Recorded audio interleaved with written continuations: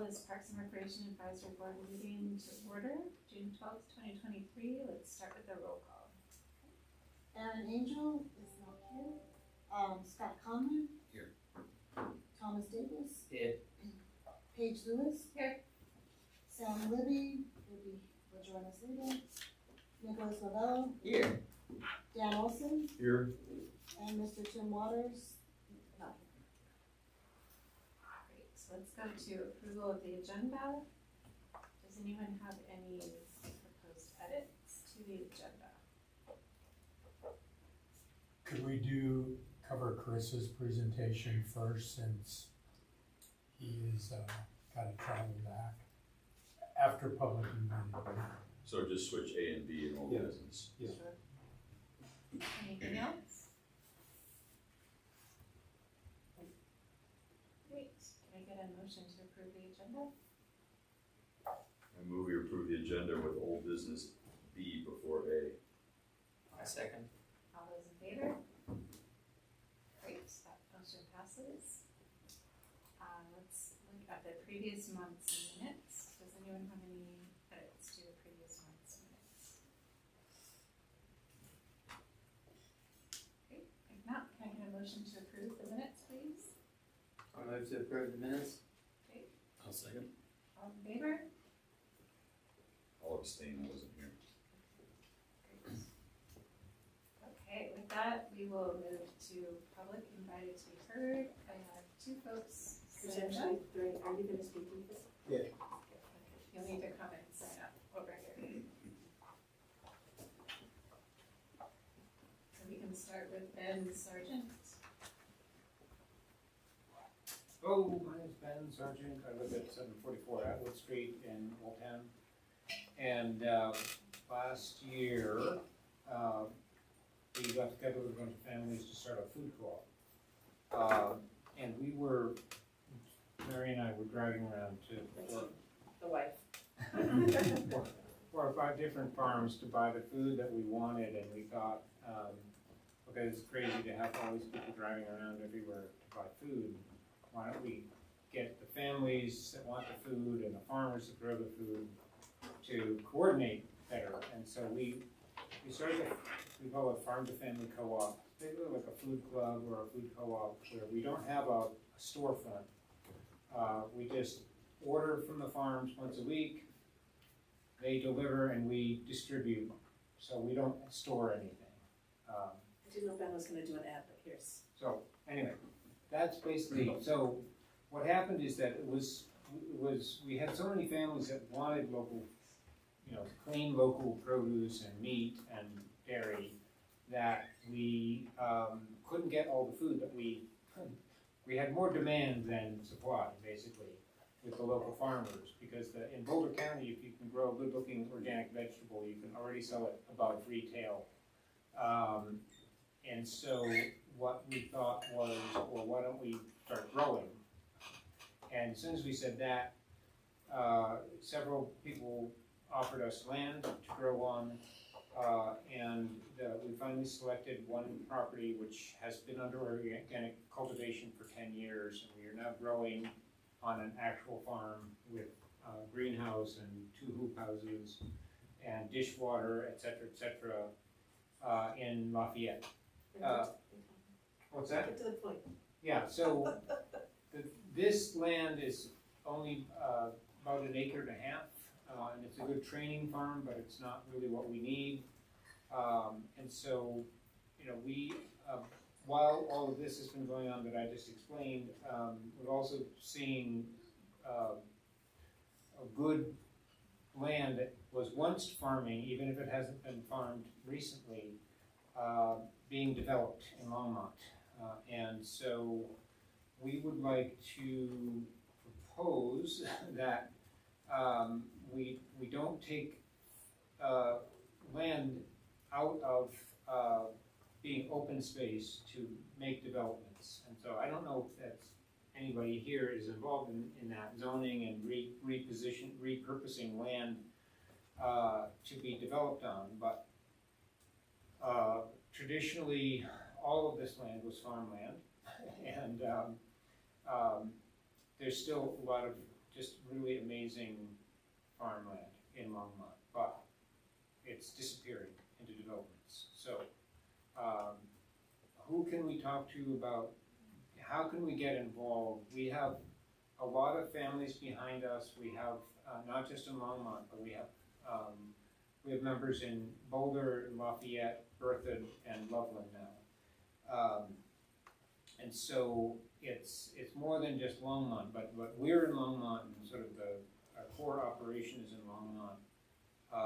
I'd rather be driving to 10 minutes to a farm in Longmont than 30 minutes to a farm in Lafayette. So I know that there's been problems in the past with small parcels going to, vegetable farming and the instability of that compared to hay farming. But I'd still would like to get involved in, who do we talk to, and how can we come up with a plan to promote the idea, the concept of farming as something that's still important to Longmont, and still important to the people who come to Longmont to live, and it's still, when you decide to move to Longmont, it's not because of the mall, it's because you have all this access to farms and beautiful open space. So, who do we talk to? I think it's probably, it's not exactly under the purview of this board, unless it was particularly open space. Correct. That what was we for do is these, so it's more you know, planning and zoning. Yeah, it really would be, for the board here and for our speaker too, I'd be happy to. I'm David Bell, I'm Director of Parks Natural Resources. Yeah, I saw you present at council. Danielle Levine is, I just do that really on tape. Danielle Cassidy is our new open space manager. Great. And she's been working with me on how we're looking at our open space program. We do have an agricultural component to that. A lot of that is really large historical agricultural land that meets the water needs, the irrigation needs, and some of those pieces make it hard to do small market farming on those properties. And then what we need to look at is kind of like was mentioned, the zoning within the area that we're talking about development, because open space does not acquire properties within the development area of Longmont. So we don't really compete head to head with those areas that really are set aside for primary development or primary employment. So we do have some internal conversations. If I could put you in touch with the right people there, I'd be happy to talk with you, and Danielle and I could sit down and spend some time talking about the work you're looking at doing here. My past work, I've worked with a lot of the small local farmers for over a decade, leasing to them on the county open space properties. Great. Thank you. So, and it's David? David Bell. Okay, thank you, David. And then could I add, we're presenting on open space at City Council on the 20th of June, so you certainly could come, if you're in Longmont, you could come and speak during public invited to be here at that time as well. Okay. Thank you. Danielle, correct me if I'm wrong, but once it becomes open space, it never gets developed, isn't that correct? Well, I mean, the Connemara was a controversy. It depends on the Gotcha. terms. Like for instance, a conservation easement, if it's written in perpetuity, then that's in perpetuity. Some of the things we have going on right now, and this doesn't compromise the open space, but we have some of our tenants are affordable housing tenants on our city open spaces. So they're still open spaces, but we're working on creative solutions Okay, to thanks. things that are going on. So, Mary? Well, I'm Do you Karen, have I a signed up. different- I sit on the city's sustainability advisory board, and at the meeting where, my name is Mary Lang, active Ben Sargent, also a historical town, who live in a rambling food forest that we built that the neighbors either love or hate, because it's messy. But we love it here in Longmont, and I sit on the SAB, and I've become increasingly concerned in the 4 years I've been here that board is very, very much focused on what I consider the top-down technocratic solutions to sustainability issues, and doesn't seem to have any interest at all in planting trees and building soil health and doing the things that truly capture carbon and that are truly measurable. They just want to focus on electrification and densification, which is angering very many residents who would moved here for the open spaces, for the fact that we're a historic farming community and so forth. So I would, if you look at the open forum where we spoke, which was May 30th, there were 4 council members, including Joan, who expressed interest in having cooperation across boards to bring in some of these life-based approaches to sustainability. And I suggested that we bring in as much opportunity for people to farm locally, you know, putting in food in the parks. A lot of cities have done this. Maybe cities that don't have quite the wildlands interface issues that we have, but you know, fruit trees, fruit bushes, having more opportunities in zoning to bring in community farms and such. And so I would just like to ask this board if there's any interest in looking at the leases and seeing if there's a different way to use them to open them up for local farmers. There's a great call for more land. So lots of folks would like to be doing regenerative, putting animals on land and so forth. So that's what I have to say. Thank you. Sorry, what? Ethan? Yeah. Hey everyone. I noticed that y'all have planted some new trees around the city. I appreciate that very much. I noticed that you all are doing updates on the master plan for both parks and open space, and you may combine those into one master plan. And building on what Mary was saying, I think now is the perfect time to include regenerative land management as essential organizing principle and pillar in the master plans. I think you're already doing some of that work of regenerative land management, but it should be brought together as a stronger focus. If you go back to the climate action recommendations of 2020, I believe, and you look at this committee's assessment of that, you all said that it lacked enough emphasis on nature-based solutions, as Mary was just saying. So one way to address that would be to include regenerative land management as more of a stronger focus in the master plan, and to allow it to filter out through the work and programs and projects of the departments. That's what I wanted to say. Thank you. Thank you. Thank you. Anyone else that wanted to speak? Thanks for taking time to join us. So with that, we will move on to old business, starting with an update from Chris Costello on the master plan feasibility study. Good evening, everyone. Thank you for bumping me up on the agenda. I appreciate that. I hope you don't have too long of an evening, but I'll make this quite brief. I think this is a really great opportunity in our process, and I do recognize a few of you folks from our recent open house on Wednesday evening to present sort of our status report on the Recreation Center feasibility study to this board. Obviously, this is a great point for us to get feedback, comment, and discussion as we start beginning the process of developing recommendations to take forward to council to potentially bring this opportunity to council for a longer referendum. So now let's go through a quick summary of the process, some of the things we've learned to date, and certainly go through some of the feedback we've been gaining. We're sort of in the middle of the process, gaining that feedback, and so this is great time to share what we're hearing. We're also going to present some of the program opportunities and then open it up for your questions and comments to help guide kind of the rest of this process as we take it through to completion. So really, this is a very straightforward recreation feasibility study. We're looking to understand the needs and expectations of the Longmont community. We're one of the communities who built recreation facilities very early on in sort of the trend in Colorado and have taken the benefit of that. And so this is an opportunity to understand the needs of this community as you're growing, as you're moving forward, and make sure that we continue to set a standard in Longmont for quality of life and residents' expectations of recreation. So the goal of this is to bring forward something that's tangible, that's actionable, and truly represents the vision of recreation in this community. background, and again, feel free to interrupt me if there's any real pressing questions. I don't want to get too long-winded on any of these topics, but I'm happy to dig a little deeper. The background on this project, or this process, obviously dates back several years. There was a recent bond referendum in 2019 for an ice and aquatic facility that was unsuccessful in that 2019 election.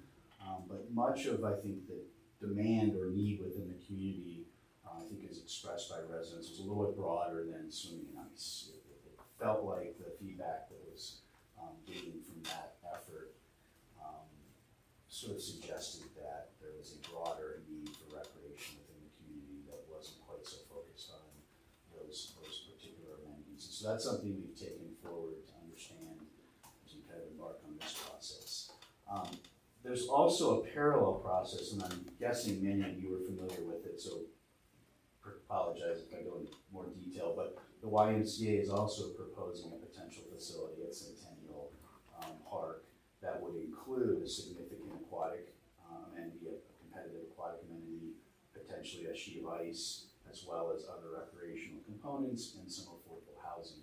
We met with the YMCA last week and had a discussion about the goals of that project. And I think working with recreation staff, their intent is to be complementary to programming and find ways in which that programming can sort of synergize with what the city is offering, so it's not a standalone sort of competitive facility, but rather a complementary. And so in the April 25th council general session, there was support for moving forward with this direction of the feasibility study, and staff directed to continue those conversations with the YMCA to understand how we can kind of best program these facilities together. So that's a bit of the background. We're sort of here in the timeline. We held an open house last Wednesday, the 7th. There was some concern that the Nuggets game affected the attendance, and of course my printing dilemma is also going to be a little bit late to the game, unfortunately. And so we're going to take a second pass at this Wednesday. We've already started advertising to see if maybe we can gain a little more feedback from another group of attendees. So we're going to do open house version 3 two nights from tonight, and really run through the exact same agenda in order to keep everything sort of at the same level. We want to make sure we keep all the information gathering in a similar fashion. But the point being is we've gone through some market and demographic research. We've really begun to understand the community, the drivers, the economic and population realities that allow sort of the potential for additional recreational uses, and that will really drive some of our recommendations. We've begun to develop program options. What you've seen in the open house, and some of you folks that were part of that probably saw a little bit more of a sort of a high level kind of prioritization exercise, but we've begun to delve a little deeper into the program. We're going to share some of that with you this evening. We've started looking at the site at Dry Creek Park and analyzing that. I'd say that's probably one of the places where we've gotten the most public feedback is the location and some of the mitigation measures that would allow that to be a successful location.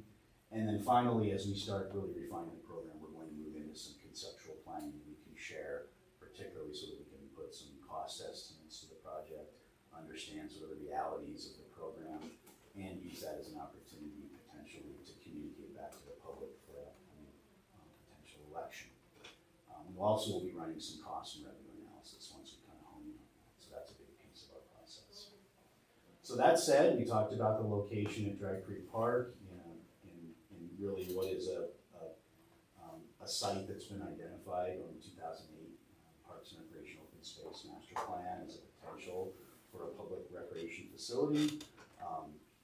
It sits sort of outside of the core of Longmont, where, as you can see, other community assets reside. I'm not going to spell it all out to you. You all have dealt with these facilities for years. But just want to point out that that site location is something that we're studying now for a good test fit for this facility. And we're programming based on the feedback and based on some of the planning, roughly 90,000 square feet of indoor recreation, as well as a potential library, which in this plan is labeled future civic use, but also contain the branch library. And we've also started looking at different ways that we could organize the site, but this is just sort of a snapshot in time of how that facility might sort of gravitate toward the eastern half of that property, and sort of nestle into that existing hillside. Probably a good point to stop. Are there any questions or comments? I'm going to talk about the program, show you some images, and then we'll get into the discussion. But if there's specific comments to the site, this would probably be a good time to chat. I have a question. Yeah. How subjective is the setting like we're seeing here? Like how big of an area is an optional location for it versus where it's ending up in this kind of example? This is very conceptual and very malleable, I guess is the answer. In fact, we're looking at 2 or 3 solutions that put parking toward the east and push the building a little more west, maybe a little more linear solution. We're looking at something that's maybe a little more dense that tries to keep it a little more tight to the open space. So the point is that generally the area bounded by that dashed line That's the planned area for that. And that you're dealing sort of with is, details inside of that. yeah, unless there's a reason not to. Okay. Unless you all give us direction and you've ever seen another study. I think the idea is to sort of keep, at least at a minimum, to keep the traffic as east as possible so that we're not drawing quite so much traffic into that dead-end parking lot and try to bring people into a parking lot much earlier. There is some drainage way and other things on the east edge of the site that we want to make sure we're conscious of. But try to keep that western half of the site a little more focused on open space. One thing that I'll add, just, and we can talk about this more later, but since you have it up, I mean, I feel like the main barrier to this site is traffic and parking. And so I don't think that it's gonna be a viable site until people can understand how that's gonna be addressed. Because right now there's kind of one way in, one way out, it's narrow. I mean, even if you put the parking there, it's still gonna be a bit of a cluster in the entrance. So, and I'm sure you're very aware, but that's the thing that I hear that it's hard to overcome in terms of a barrier to this site. And I actually like this site. I think it's a good place, but that's the one thing that, you know, I think has to be addressed before this goes on the ballot. Yeah, no, and I'm very sensitive to that, and so I would say, I think there's a macro traffic question that relates to streets and schools and time of day and all of those issues that really can't avoid in this part of the neighborhood. And there's sort of a micro approach to this, which I think is probably warranting a pretty detailed traffic analysis. Probably not something that you would embark on at a feasibility stage, just simply because it's a lot of money to invest if this project doesn't pass election. But I would say, I think given the future turf fields, the fact that you're building a facility that's probably gonna drive, 1,000 visitors a day, 200 to 240 parking spaces is probably kind of the sweet spot for parking. We wanna understand, first of all, how to best sort of quell that traffic and parking, how to best locate it. Is it one large lot or is it a series of smaller lots? As I said, I really think this plan really warrants the bulk of the parking on the easternmost side of the site so that we can kind of mitigate people coming into the site. I'd love to not park as much people, but again, given the uses, there's probably some complementary uses knowing that fields are busy in the weekday evenings as well as the recreation center. So it's not like it's a complementary use to the schools, for instance. So I think a detailed traffic analysis is critical to this site, critical to its success. I think it's a beautiful property, but you're right, if it becomes a traffic nuisance, then that's to no one's benefit. So I think it's the core issue of the whole project, frankly. And we've been told by fire that it has to have 2 entries, 2 exits. That's key. That's key. 2 entries and 2 exits, 4. No, Okay. it's gotta have 2 ways in and out. Yeah, okay, thanks. Like the existing rec center does. Right. Good. So to that point, we'll be revising this site concept to really show how the parking would be dealt with, at least at a conceptual level. And it might require some traffic mitigation. There might be some additional turnarounds or other things that would prevent some of that sort of agitated traffic. And that's something we'll study, of course. Are there any other questions or comments related to the site? I guess I'll just say I'm not now that I appreciate that it looks like you're starting to integrate some of the surrounding habitat, and building some connectivity between the sort of indoor-outdoor space, which was the other primary thing that we heard about this location. And I do think it's nice to the extent possible to maintain as much of the natural area and kind of blend that transition. So I'm glad to see that that's starting to get integrated here. Yeah, it's a tough balancing act when you think about locating a pretty significantly sized building on what's right now an open space property, and do you build that hyper dense and try to leave more property, or do you try to take it and sort of flatten it out and sort of hunker it into the land and make it less conspicuous? And so that's a question. For the record, it is not open space property. That's Under the city definition, Yes. yes. I keep saying open space. That's It's a piece of whole- vacant property. Whole thing, yes. My mistake, I Yes. forgot my audience. Yeah. This is not a lay person. Sorry. Thanks. Yeah. So this undeveloped piece of property awaiting purpose is hopefully going to be designed in a way that will integrate that building into the land. That side of the room can start breathing again. I didn't even realize my mistake in what I just said. Okay. So again, some of the summary input, and I'll go through this. There's a lot of content. We actually have an online survey, and there's actually a QR code here that we can leave you all as well. So that's in the process right now. We received a little over 150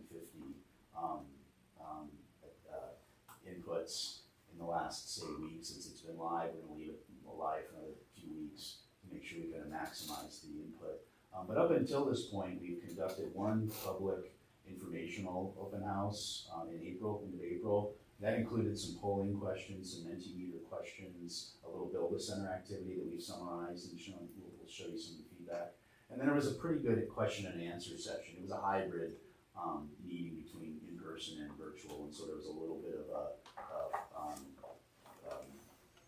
challenge between getting sort of comparable questions, but we were able to get good feedback from both the in-person and the virtual session.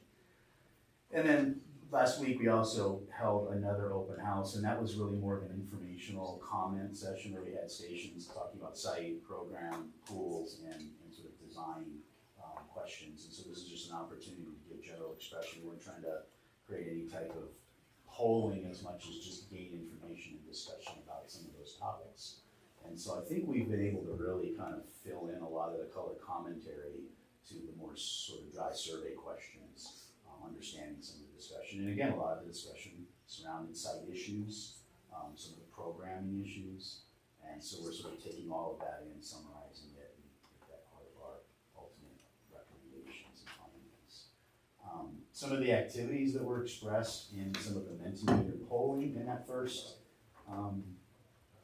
open house focused on swimming, exercise, fitness, things you might expect: basketball, yoga, therapy pool, deep water aerobics. There's a pretty passionate group that continues to stress deep water aerobics. They're very passionate about it. Tennis, child sitting, gym, and then there's some others that sort of fell maybe outside of that initial kind of core group that we'll also want to consider. So this just gave us some general feedback about some of the preferences, and again, we'll compare this to the survey content and integrate these preferences into that. But it shows you some of the demand or some of the expectations. Likewise, we had a similar tabulation of that Build-A-Center exercise, and fortunately it aligned. These were more specific, where we actually gave people selections rather than the previous, which was sort of an open comment. I think everybody here did that. Yeah. Great. We've got all that tabulated, and we'll continue to tabulate those as we use those in different groups. And again, focus on fitness. I think the existing Quail Road Recreation Center is pretty limited in fitness space, so that's not surprising. Obviously, recreational water is a big demand. Very popular, busy pool at the Longmont Rec Center. Indoor walking, jogging, another high priority, lap swimming. And then as you kind of get down the list with exercise, multi-use classrooms, child sitting, gymnasium space, and then youth, senior activities, sort of that multi-generational aspect to the facility.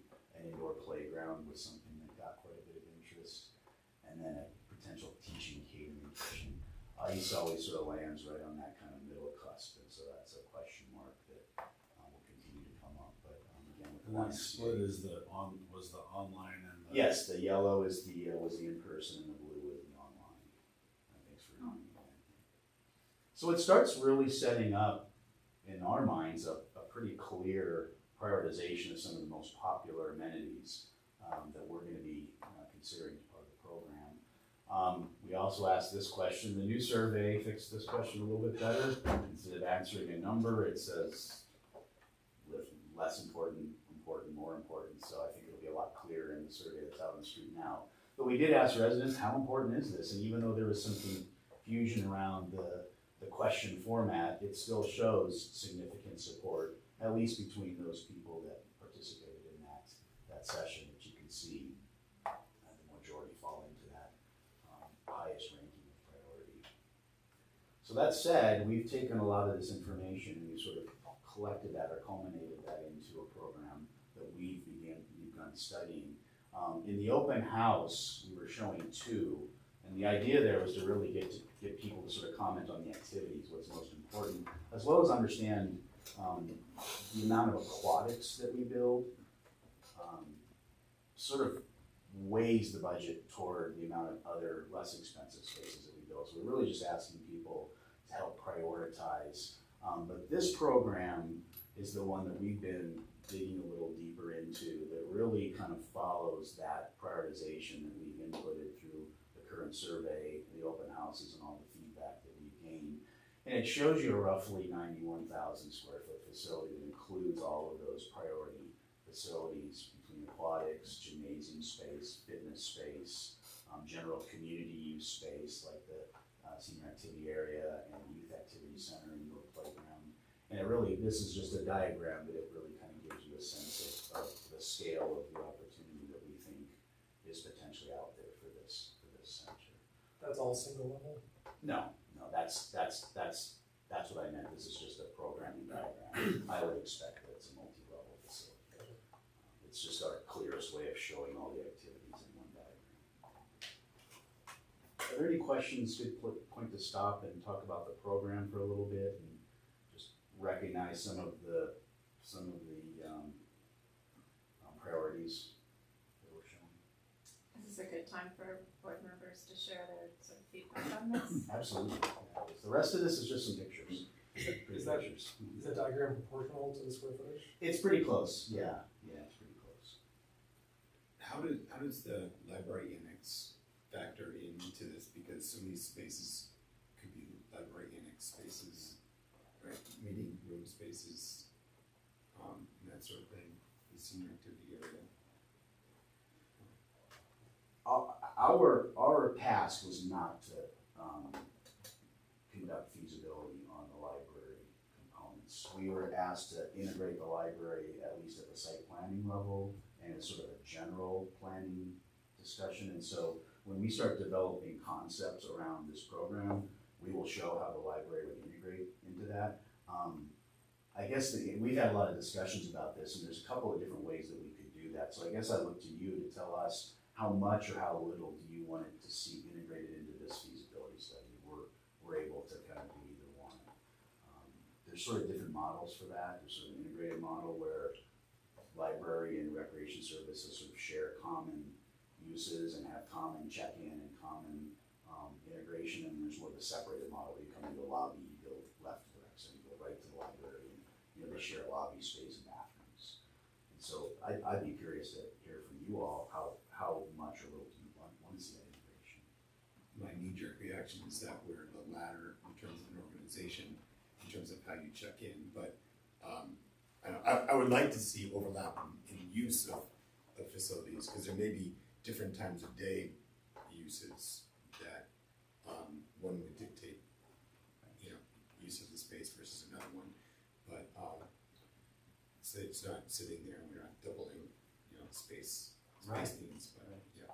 I mean, I think you keyed in on the real big question, because why would you build multiple meeting rooms, multiple gathering spaces, lounge spaces? Why would you have a children's reading room on one side of the wall and a child sitting area on the other when they could have integration? So to the extent that it'd be nice if you sort of consolidate some of the services, the community-based services, but on the other hand, library districts and rec districts don't always sync up that way, you know. This is our project, this is your project, so I think to answer the question, I'd like to see some, as much integration as we can logically push forward, makes sense to us. Jeff, is there a demand for activity centers and meeting rooms and catering kitchen and senior activity at our current rec center? When I think of a rec center, I think more like what we have, which is fitness equipment and a pool and a track and gyms. And I'm surprised that we're devoting a lot of space to community space. Well, senior activity is really about recreation programs specific to seniors. We really don't have a large meeting space that is public in Longmont anymore. And one of the things that we believe is How needed, large is large? Those three put together in the museum aren't big enough? but they're not available enough. That's the issue with all the programming that they're doing. So we're trying to find space for the public as well as programming space. And they can be interchangeable, but you know, meeting spaces or activities like big parties, receptions, that sort of thing would be what would go into that multi-purpose room. Seniors have So should we outgrown- call this a community center rather than a recreation center? Maybe it's both. I don't know. I mean, we did a lousy job naming last time, so I'm not the best person to help with this name. Well, I mean, a lot of those things weren't on that top of that list, so people aren't, so it's not. Well, but they're on this square footage. No, exactly, well, that was gonna be my next question of yours, is how did these things get into there? Well, some of them were, some of them Some were. I think just since you're on that topic, I'll just add that that's a concern for me as well, is it feels like, I mean, I know some of these are associated with recreation, but this feels like almost more than half of the facility is dedicated to non-recreation space. So I would just ask that we continue to evaluate if that really is necessary, or there are other recreation features that we can add in here while still having some public community space. Help me understand what wouldn't be recreation. Classroom, teaching kitchen, multi-purpose meeting room. I don't know Maybe they what's have the wrong intended name. for That's that. where we would do all of our programs in there. What's a Like, what? Yoga, well, yoga, there's a studio, but any of our general leisure programming, any type of athletic, coaches meetings, any type of trainings for staff would all occur in those spaces, which we really don't have available right now. We have one meeting space at the rec center, which generally on the weekends is tied up with birthday parties the entire time. We look at those as programming spaces. Yeah. That's how we look at those all as programming, to fill up with a balance between, there is a community need. We know this. We know this just from our constant experience, that there's a community need for some open rooms, for parties, for all sorts of activities. But we look at those as program spaces. Would you like to see them called something different? Well, I mean, I'd like to see an 8-lane pool.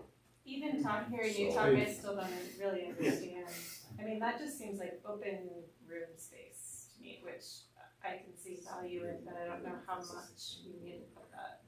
Where else are we gonna do our programming now? But I don't know what you mean by programming. Like, I'm having a hard General time, like, leisure, but what is that sewing, specifically? basket weaving, drama, help. Where do you That do doesn't, it now? that doesn't go in Museum this classes. other ballot issue that we're gonna vote on? No, cause there's no space at the rec center. No, the, what's it called, the theater, Arts, that doesn't go in No, there. that- Performing arts, yeah. total recreation. All of it, general leisure, anywhere from dance to learning how to, basket weave. All your And that's rich- all, and enrichment that's all, programs. all ages for those two. I might Stained offer a glass. suggestion that the piece of this that is a big question mark in my mind, I would imagine, and we design and plan and do feasibility studies all over the state for recreation facilities and communities. I would argue that very few would say, I don't have a need for a 600 square foot classroom, which is not programming. The piece on this list that I think maybe exceeds that would be that large multi-purpose room. That's like a community event hall. That's a 2,500 square foot. That might be the one where you all would have to decide as a board and as a staff to say, well, you know what, that's one space too many. There's a lot of large community spaces in there. And again, I'm not speaking for anyone. I would say the multi-purpose enrichment classrooms feel like they go directly into your core daily programming. You're always looking for those spaces for 15 to 20 people to gather for a class, to learn something. It's that big 3,000 or 2,500 square foot community meeting hall that you really have to understand, is that something we need more of in this community? Does that feel more as maybe a compromise in that area? I'm not saying that's a decision to make. I'm just saying help guide us, because I think people talked about classes and those types of uses. They didn't say, give us a big giant meeting hall necessarily. What was the build up to 91,000 square feet? Like, is that the right size for the building? And some of their way beyond, these were the popular things in that. Ironically, I gave you a little bit of a benchmark comparison too of other centers, just to maybe help kind of answer that question.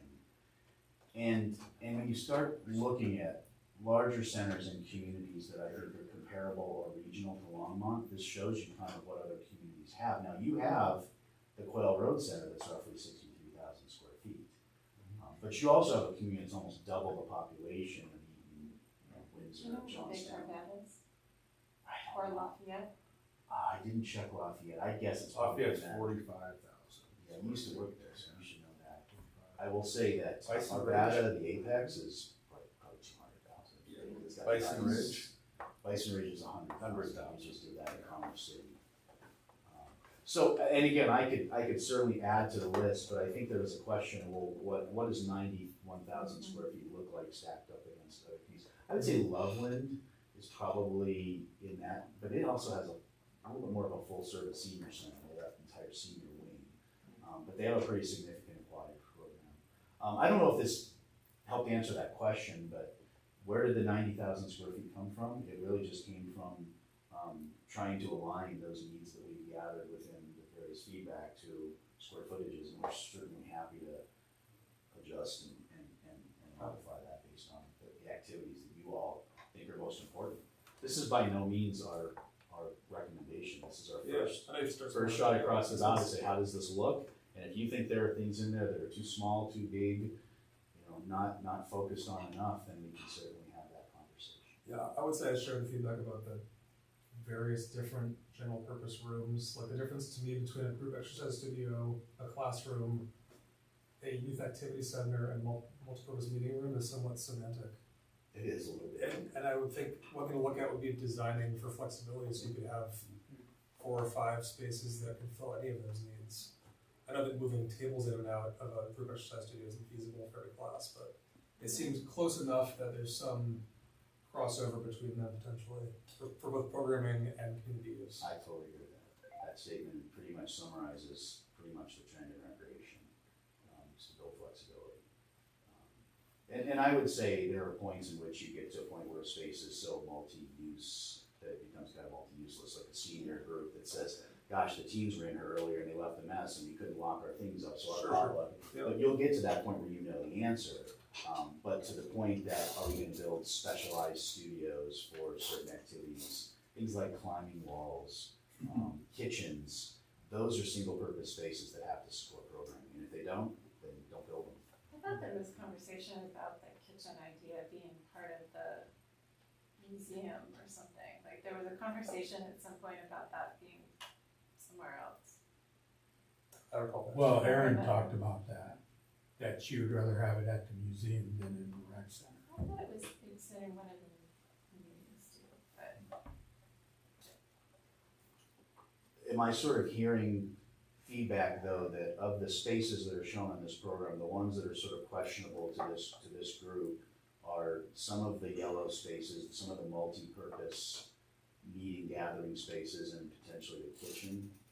Are those the ones where there's some Well, I question think about what where they you're fit? hearing too though is like there is a group that would like to have more black lanes, like so that like it's not just the what's on this side, but what are they trade What do you off gain? and could they be, you know, I think also be fungible, helpful to compare it to the size of spaces at the current rec center. you know. I don't know offhand how big the leisure pool is at the rec center. Maybe these guys probably do, but you know, what is 16,000 square feet? It means nothing to me. Yeah, you know what, I'd be happy to do a comparison. Yeah. I think we could. But that would help people understand what it means by it. If I just went down the list anecdotally, I could tell you your current rec center is probably much lighter than this on lockers. It's much lighter than this on leisure pool, or this leisure pool would probably be 50% larger than that. Lap swimming is identical, right? 6-lane lap pool. 6 skinny lanes. Yeah, that's right, too skinny. No long arms, butterflies. No therapy pool, 2-court gymnasium instead of a 3-court. Oh, it is 3, it's got it's smaller 3s though, it's recreational 3-court. So these would be larger, that's about 4,000 feet larger than what I think you have. Much more fitness, that's probably 3 times the You've fitness. said, Jeff, all along that the fitness is. Well, that is so tough. It's almost gotten to the point where I don't wanna say this, but it's not. But you get to count the balcony that way, right? All those machines stuck hither and yon. So and then the community spaces obviously fit within that, but I think it's, I mean, at 63,000 square feet, obviously it's 50% bigger. Right. Where did that area end up? Ended up in the aquatics and probably in some of that multi-use space. The other question I had was on the conceptual site plan, right, that's like very, very early. There are significant amenities that are shown outside of the building that I think add to this layout really well. You know, if there's a 5,000 square foot external fitness area for classes, that's an awesome asset that should be shown every time we show any of these, in my opinion. And they're a significantly different cost impact because they're outdoor facilities, they still cost money, but not building square feet. Other than this year, Yeah, we're in a climate where our shoulder seasons are beautiful. yeah, And exactly. if you have indoor-outdoor spaces where you can open doors to outdoor rooms and outdoor patios and Which is very much not the case with Curve Center. Right. That would be it. yeah, it's very and frankly, that was kind of the trend back in the 90s. And Yep. was these very internalized buildings, and now they're becoming the opposite. They're very externalized. I mean, you know, rooftop workout spaces and community spaces that kind of fill into courtyards. And it used to be buildings were very compact and very much about the perimeter, and now they've kind of broken themselves open, and they're very much about those sort of indoor-outdoor spaces that we create. So again, great comments, wonderful comments. Yeah, I think I'm concerned with like, I think the group here and people in general, like a lot of these things that could, and this goes back to my kind of like library comment, is they're like library ones. I think there's some things that are like synergistic and get people more people from different groups excited about like the rec center. But then there's other things when they pick off the 3,500 square foot room, which doesn't have a definition for it. People are like, well, I don't want the rec center because they're clearly being too fancy. Good point. Right. There's no advocates for it, right? There's Right, nobody there's running around screaming, build me this thing. Yeah, so, but if it was defined as Sorry, a need that was gonna be used by a library as well as recreation or something like that. So I'm having a flashback. Yeah, When we built the Longmont Rec Center, we purposely cut out the other classrooms because the museum space would be available. Guess how often recreation has ever gotten into the museum to do programming? Never. yeah. And because they're using it. And so I'm just hearing us cutting, if we look at reducing or eliminating those, it's an opportunity that we miss. No, I think what you were saying though is a really good point earlier, is we need to market what these spaces are better than just big globs of empty rooms. Yeah. Because people are gonna be like, wow, that's really expensive empty rooms. Yeah. We don't, if they're gonna think about this, then they haven't thought the plan out well. Right? And that's People probably my on the fault edges. we're at a preliminary stage where I'm dealing with, I'm still dealing with blobs. Yeah. And the next phase is to take this and build very communicative, 3-dimensional functional plans that would show tables and rooms and people working out in fitness centers and do all the things that, so I think what you're basically doing is helping guide us to the next step.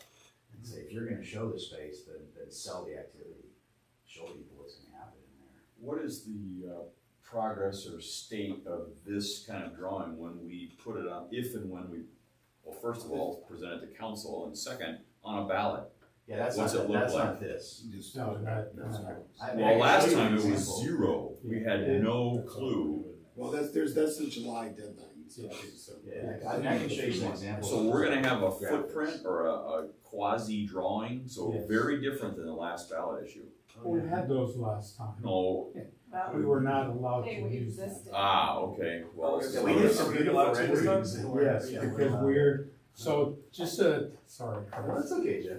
So, You set it up. July 11th, we're looking at going back to council, right? I think we have the wrong date. Oh, no, it's the 11th. I looked at it and I was like, oh, it's not the 11th. I keep saying 7/11. Yes, 7/11. Yes. So we would at least present this information to council, and then we'll talk about some of the other ballot initiatives as well, as a setup for council to discuss which things they want to move forward. Because they need to be having those conversations in July to do their 2 readings, to put them on the ballot in August. So when we go in July, it is our goal to have drawings that would represent what the 91,000 would possibly look like. That could be used by anyone if they want to be in favor or against the facility. It is important legally to do that ahead of August. Yes. Yeah, Not- once not we, critical, once it, but it's important. Have all of you seen the graphics that were produced for the 2019 study that weren't part of the public election? no, I mean, I'd be happy to humor you and take 2 seconds and pull them up on my directory and show you what we did. To give you an idea of the graphics. That would give us a great idea of If I what just this put my one's computer, supposed I to can look click them up. like. I don't wanna take any more time than. I just wanna add 2 Yeah. things Yeah. before you please leave do. this. So one, if it is potential that the library is gonna be combined with this, I would suggest that you do 2, like get down to 2, drawings like Yes, this. yes. One that's library, one that's not library, just so that people can see that. I don't know when they're gonna decide that. And then the other thing is, I heard you say maybe arts at the YMCA.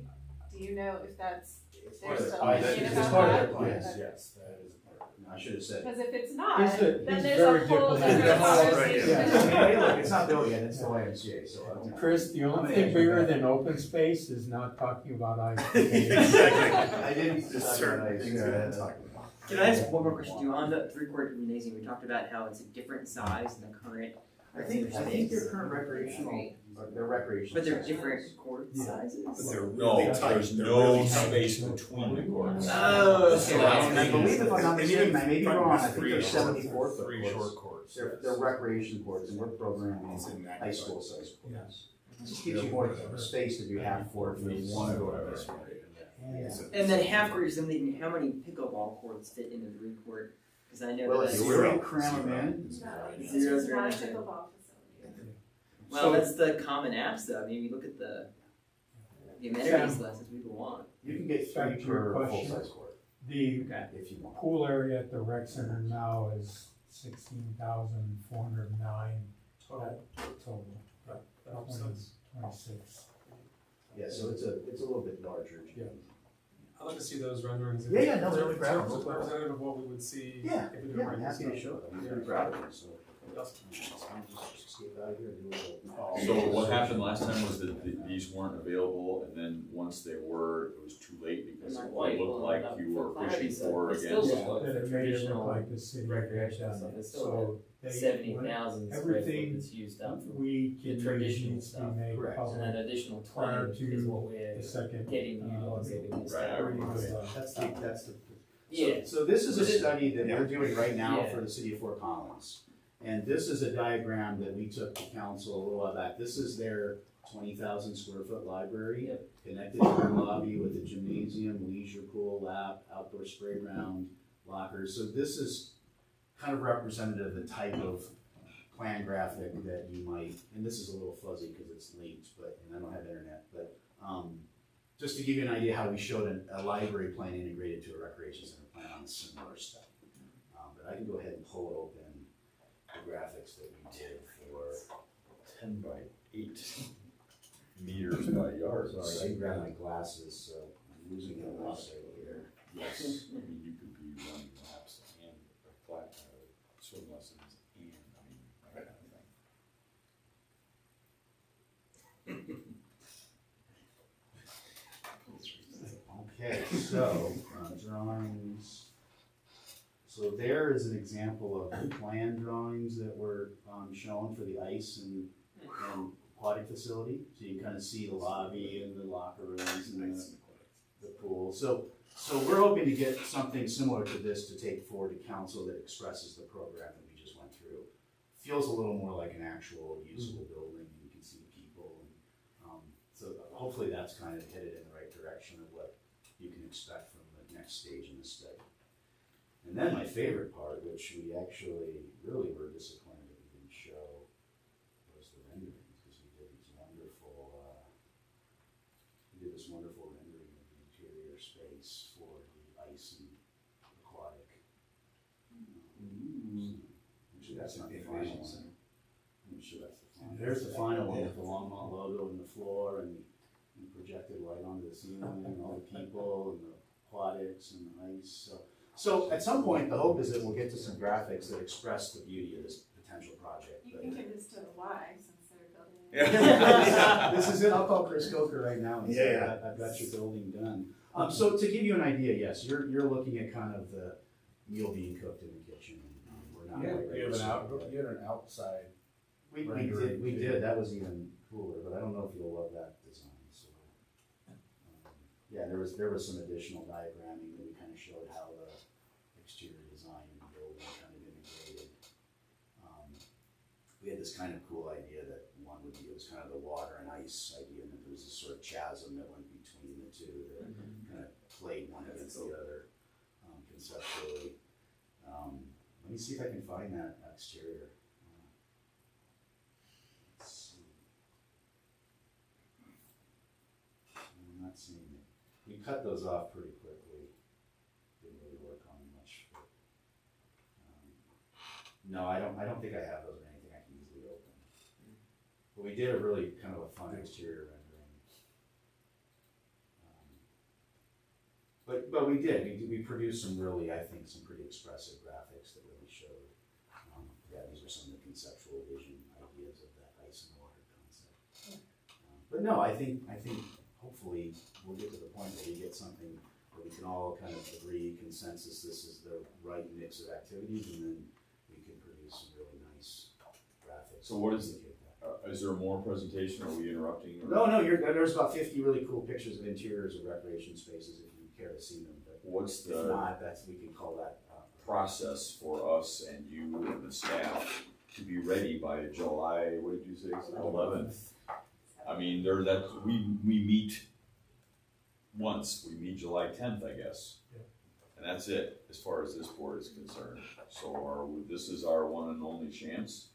Because by the 10th, you're done. I think first and foremost, it's reacting to that program, because once we react to that program, then we can start putting together a diagram that integrates that into a plan concept. Now, we all know that whatever goes to election as far as a plan concept isn't necessarily what we build, it's what we communicate to the public. So, I guess what I'm saying is I'm not too concerned that if this passes election, we want to have time to manipulate that plan. There's certainly opportunity for that, but what we want to do is understand the program, the scale, at some point What's the in there cost. will influence whether it makes it Yes. off the ballot. Absolutely. So we have to be very thoughtful about that. So that's probably the best conversation this evening, is to maybe not have so much, maybe not be so linked to the diagram, and more have we really captured the list. And I'm happy if it would be helpful to do maybe a comparison of Quail Road Center and do kind of a side by side that we could distribute and review If there's particular spaces that you do or do not support within this program plan, that's something we'd like to understand sooner than later. Can I add? I think maybe that diagram is what threw most of us off.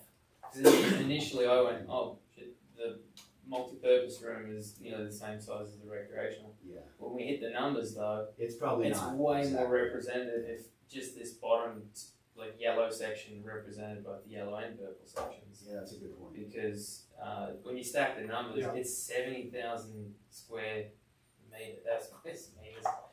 feet of recreational space, traditional, Right. and then 20,000 of that Yeah. space that you guys missed out on. I wasn't obviously there last time. Sounds like you guys missed out on getting these important meeting spaces as well. And I think it does appear to be a lot more of that space when actually traditional recreation is still 70,000 something. That's a good observation, and frankly, Yeah. the diagram is probably not doing us any favors. We just have this fear of putting things out too quickly or too detailed. Yeah. Because then we have the opposite problem where Yeah. we're looking at doors and so to the point, I think you framed it perfectly that if we're comfortable with the idea that it's predominantly these recreational spaces, maybe the aquatics could be slightly larger. There's a big question mark of how many lanes that we show, not knowing how many lanes would be built by the Y, potentially. I think the 3-court gym is one that we've kind of heard a lot of support for, so that one's probably a no. I've never heard a rec professional say I have too much gym space, ever in my entire life, so that might be one to. And the fitness, obviously, trying to augment what you have now being so limited. So many communities got kind of bamboozled into providing no fitness in the rec centers because of the private sector. Did you guys look at having a small exercise studio enlarged? Like I heard you say it as one of the classrooms, but I wonder if We did. putting that, in that recreation side, having a small Absolutely. exercise studio that could be somewhat flexible, but if you're thinking about like cycle classes and even yoga and. Well, we do that now. Right, I know, but it's like it's a not on the plan. labeling, it's like. Yeah, I how think you we need to have display 2 it. multi-purpose studios, that's a good suggestion. I would almost swap some of that, maybe some of that. That's like maybe community take space one of for the a second. classroom spaces and That's a good call it a small suggestion. exercise studio. Yeah, I think we got to 91,000 square feet and I had to kind of put the kibosh on it, but I think if we manipulate that, then it's probably a better solution. Could you go back to the site plan idea? Yeah, absolutely. And I should point out too, not to get too hung up, these are all gross areas, so they're all grossed up to account for storage and circulation and everything else. So it's 91 including all of that, not 91 plus that. One thing I'm interested in is just, this is really helpful to see how it's fitting into the rest of the site.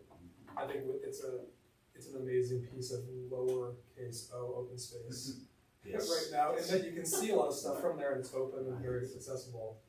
And I mean, it's wide open to the west. like we talked about, if it's a more inward facing facility like Quail is, it's not very appealing to be accessing outdoor space, where to me it's really exciting. There's picnic area, outdoor classroom, there's a garden there.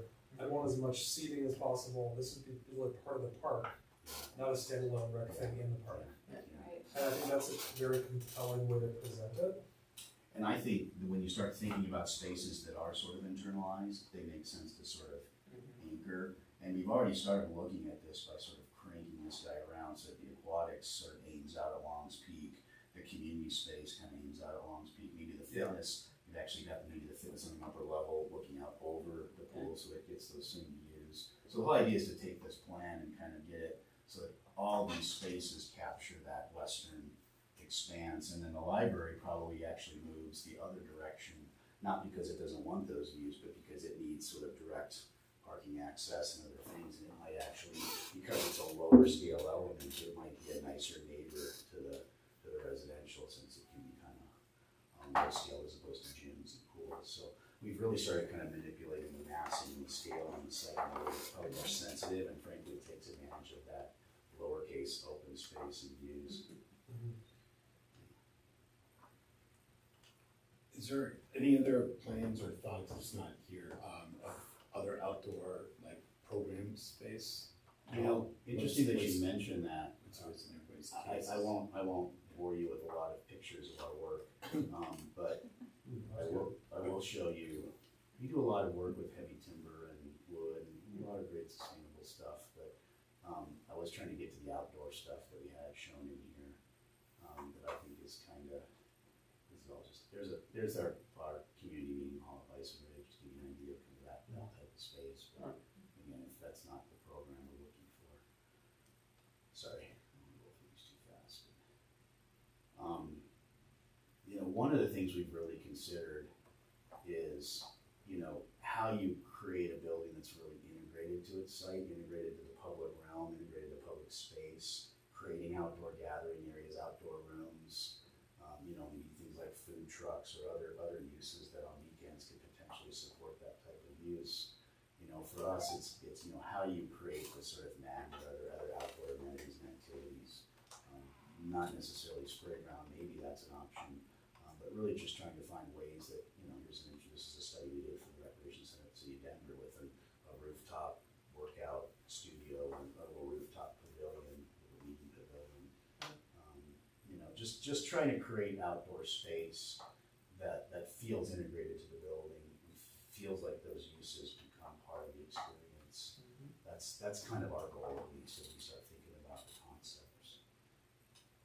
Lots of glass, although I did have a lot of discussion the other night about bird deaths. Caught that too. The first few sticky notes were all about bird problems. We could deal with that. We're doing a rec center in Jackson Hole for their, and it's right at the cusp of their Elk Meadow Preserve, and we're doing this film that's sort of a blur film on the glass that's supposedly kind of hopeful with that. Because we, you know, if you've got a rec center that looks out at a, you know, 10,000 acre elk preserve, you kind of want to look at it. If we didn't have windows, I think we'd get a lot more flack, but I'm trying to find ways to integrate that into the experience. So I don't mean to take a lot of room in this board. You guys have a lot of important issues to discuss, but I feel like kind of creating this more broad picture of what this potential concept of the center could be, hopefully helpful. And I wish we had more opportunity. This is sort of an abbreviated process. How many square feet is that Fort Collins one we saw? That one was about 65,000 because it doesn't have a ton of fitness and it's only a single floor gym. It's really an aquatic center with a few other things. It's about 65,000 feet. The space outside of the rec center, is the concept for Dry Creek, what is currently that open land, would that be programmable like Roosevelt Park sort of thing, or would just keep it as you know, activity center, activity space? The rest can you go back to the site? Yeah, so if you're looking at the west side of the site, I'm just thinking when we're you know, talking a little bit on the community side, community programming, with the west side of the park, that would probably stay natural there. Further, so direct where it says existing athletic field, directly to the west of that is phase 2, which has got soccer, baseball. It's got a water feature with the stream there and a permanent sledding hill. Okay, yeah. But between disc golf and building would be just more parking. More. There's not nearly enough undeveloped parking. space. Right. If you see the scale of parking. No, I agree, but somehow parking has to fit, maybe on the east side. Slide the buildings west. And there, I mean, the master plan has an outdoor pool in that area. Right there, yeah. Steve mentioned. And that's something, the master plan for the park is something kind of hit on, that may need to be time to relook at it. It's been 15 years and that's going to be coming around. From what Steve said last week, it's around 2026.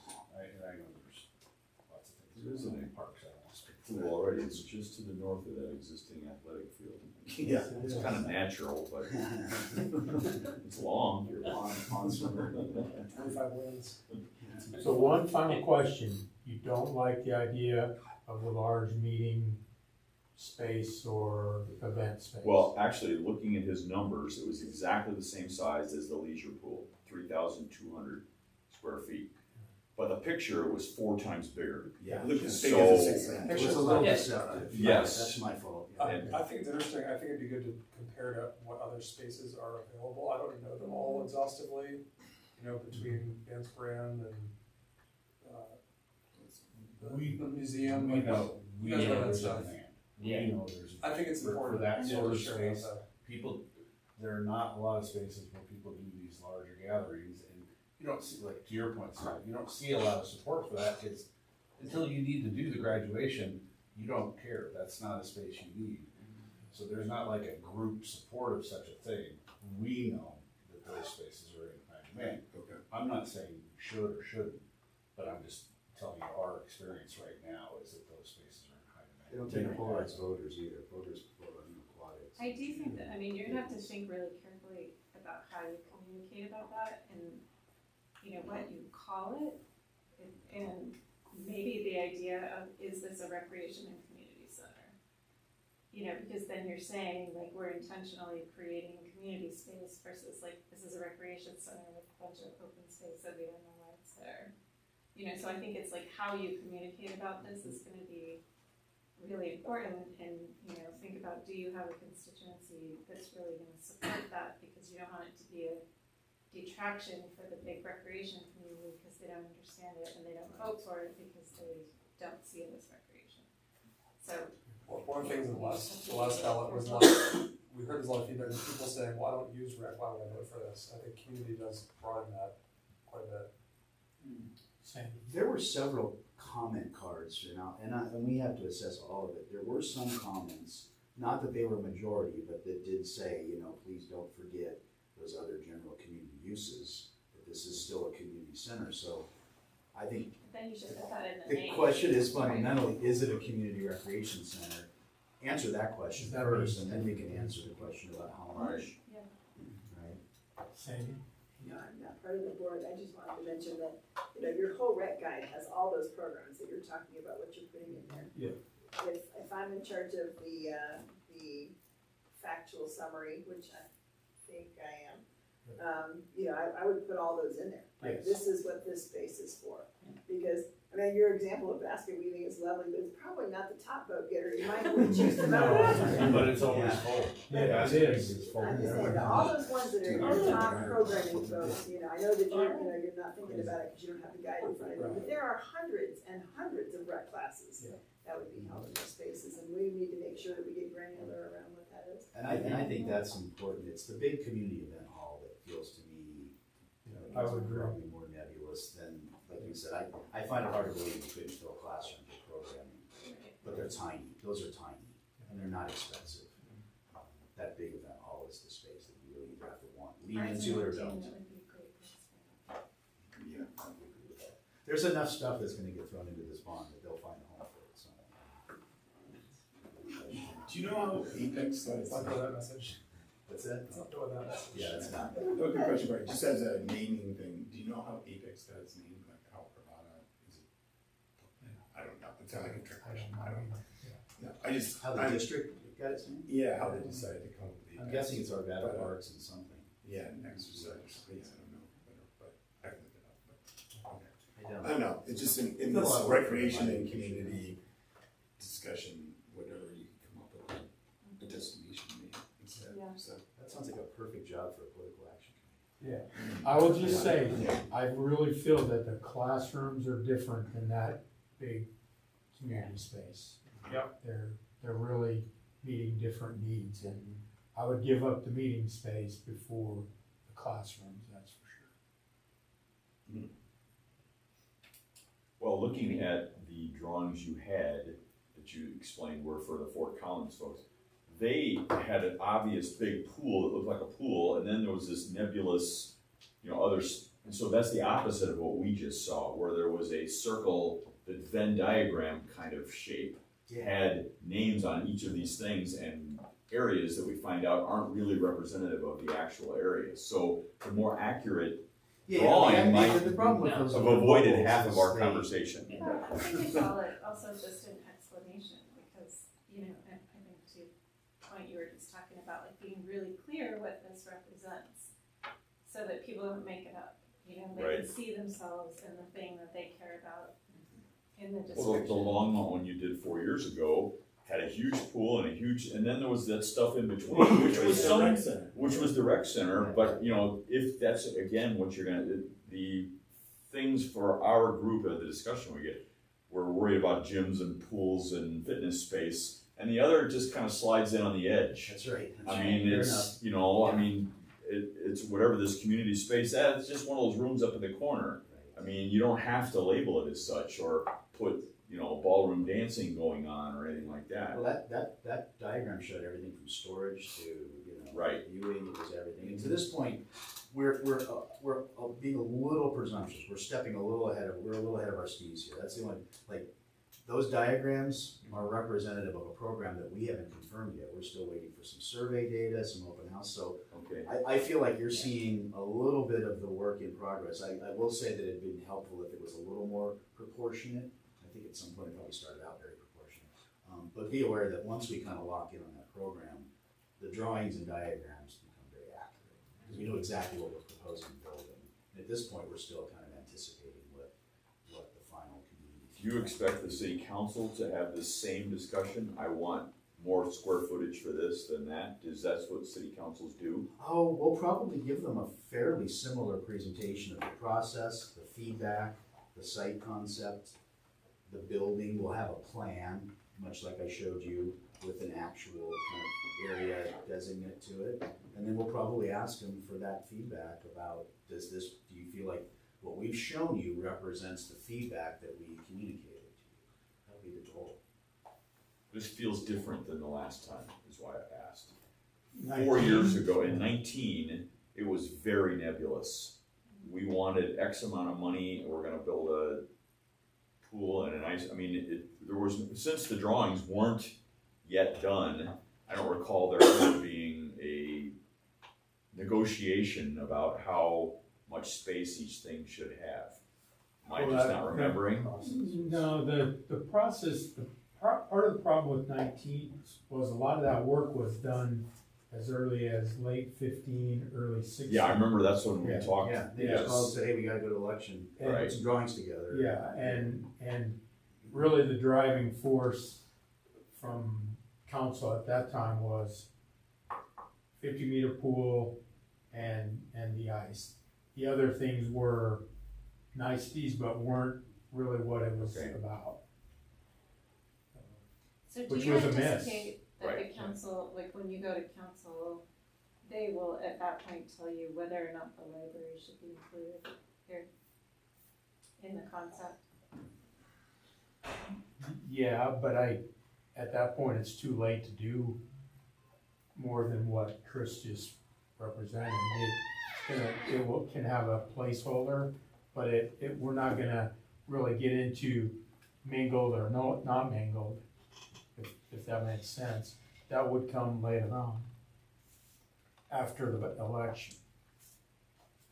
Well, I think that's probably gonna be problematic. I mean, if you have a way, because if it's gonna be on the ballot as like recreation and community center that includes a library, like then you're gonna have the library people voting for that, cause their thing is in there. I mean, I think it matters. It does. What we were just concerned about was trying to communicate something to the public without explanation. So, I mean, I think our goal, our direction, or not a direction, our thought was show the library as part of the complex, but not get into the weeds as to how much or how little it integrates, because that feels like it's too complicated to convey in a general election, as opposed to this is the site, this is the community rec center, this is the But library. they still have they're to connected. decide, right, whether they wanna move forward with library as part of whatever goes to the ballot. Yes.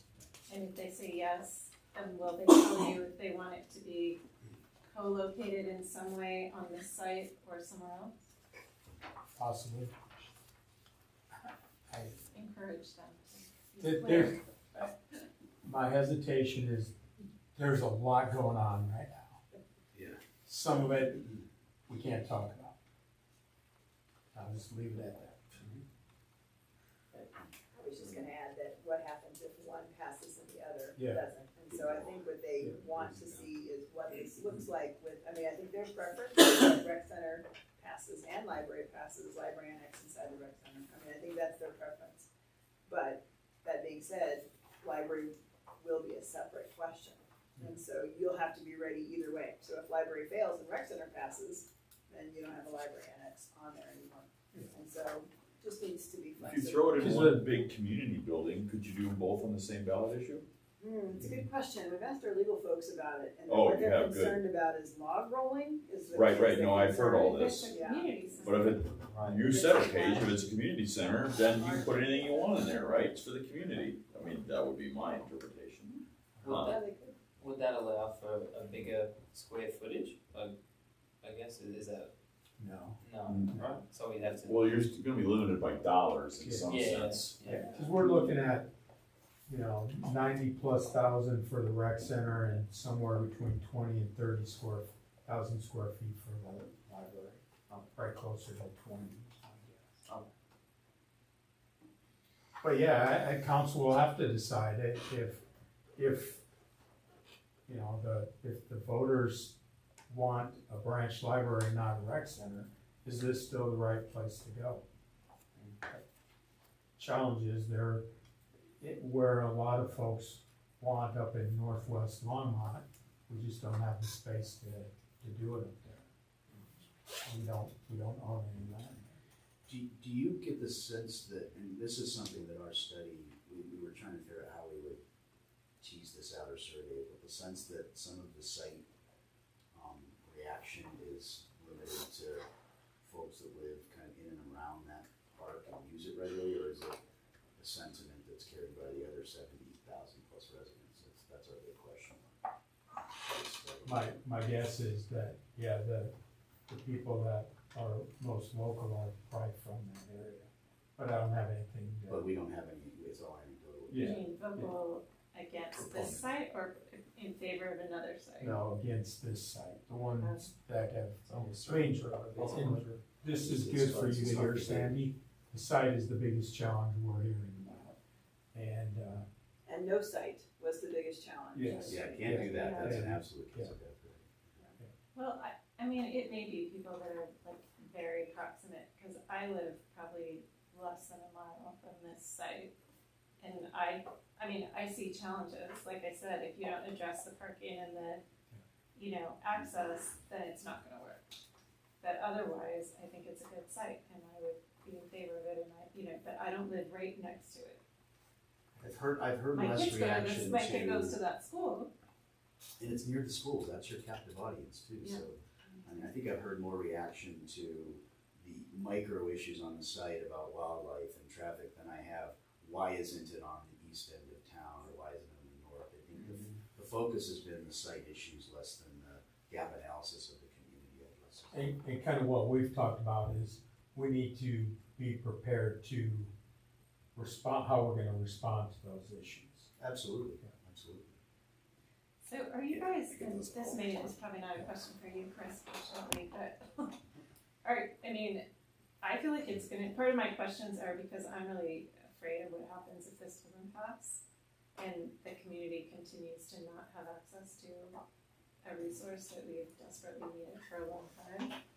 Is the city council thinking about, they may have to figure out another way to pay for the rec center, or be like the quality of life and value of the community is gonna, I think, be impacted if we can't provide these kinds of facilities. I would agree, but I don't know that, if there were other ways to finance a rec center, we'd be working in that They find direction. other ways to finance other things. I'm sorry? They find other ways to finance other things. I mean, maybe there are public-private partnerships they should be exploring that are different than what's being considered here. I just don't want it, if all the eggs are in this basket and it doesn't pass, then what? I think the council will take that as public directive.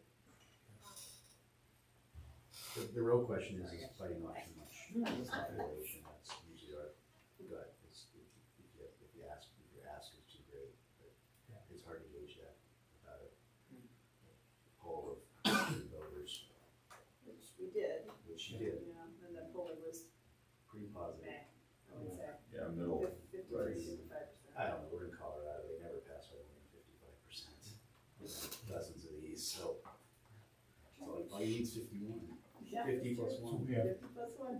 quite a bit to talk about, so right time to move to the next thing.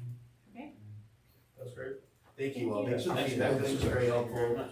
We're excited to get to the next step, so thanks for the time. Looking forward to it. I'd be happy to send this presentation. What's the details for Wednesday meeting? It's almost identical to last Wednesday, just stations. What Not is hot it? seat there. Oh, it's at the Quail Recreation Center, Center, Quail Road, Railroad. Longmont Rec That's Center all right, okay. at 6 p.m., 6 to 8. Fun. Yeah, Thanks. you bet. But there's no space to do it there, is there? Lobby. We're doing it in the lobby. Big giant lobby. Big giant. It's outside, it's outside the tents. Yeah, right. And that's where we get creative. We're doing it on We the don't have tennis the court. space. Nice. Hey, that'll come up later, I got questions. Yeah. We're stuck in the lobby, we don't have a space. Thank you all. And the gym was taken, Thank you. it wasn't fixed. Okay, so continuing with old business, we'll go back to the library recreation and culture tax update. Sandy, are you first, or do you have an intro? No, I will actually give you a quick just intro because I kind of I got in the middle. I want to give Sandy a little bit of room on this if we don't hit it quite right. But we were trying to, Jeff and I talked about what we heard in this group from in this room, but also at our retreat.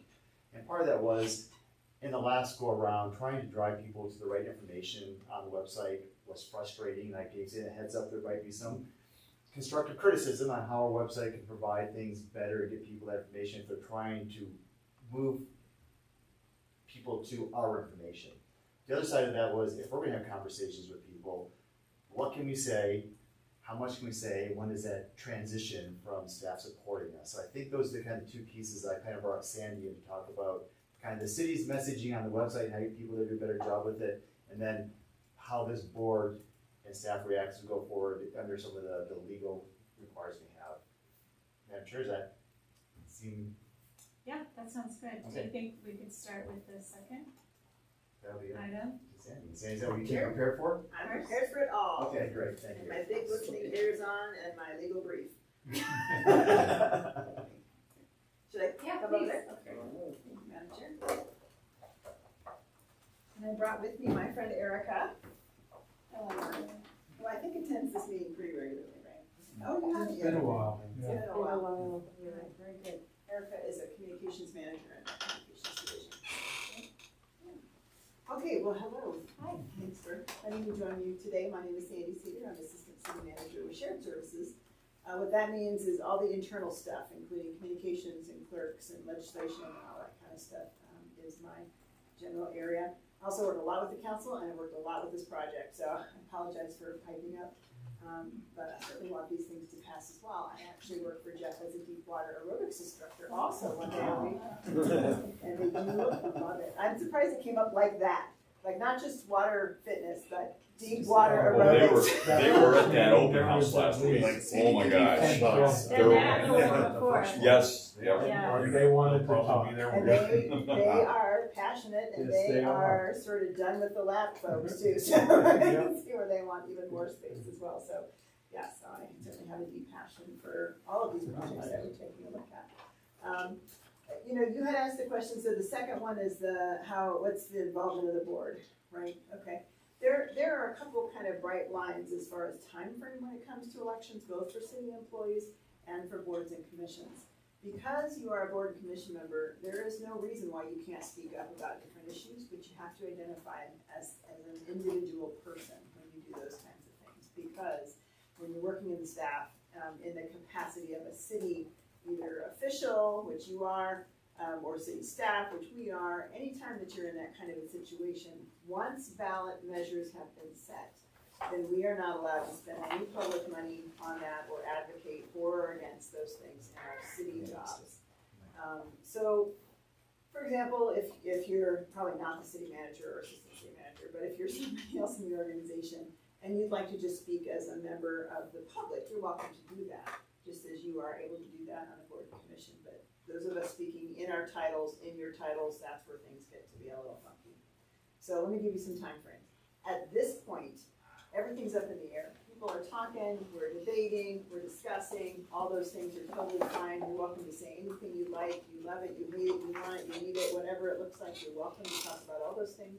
Staff is able to give their professional opinions all the way through. until the moment of ballot setting.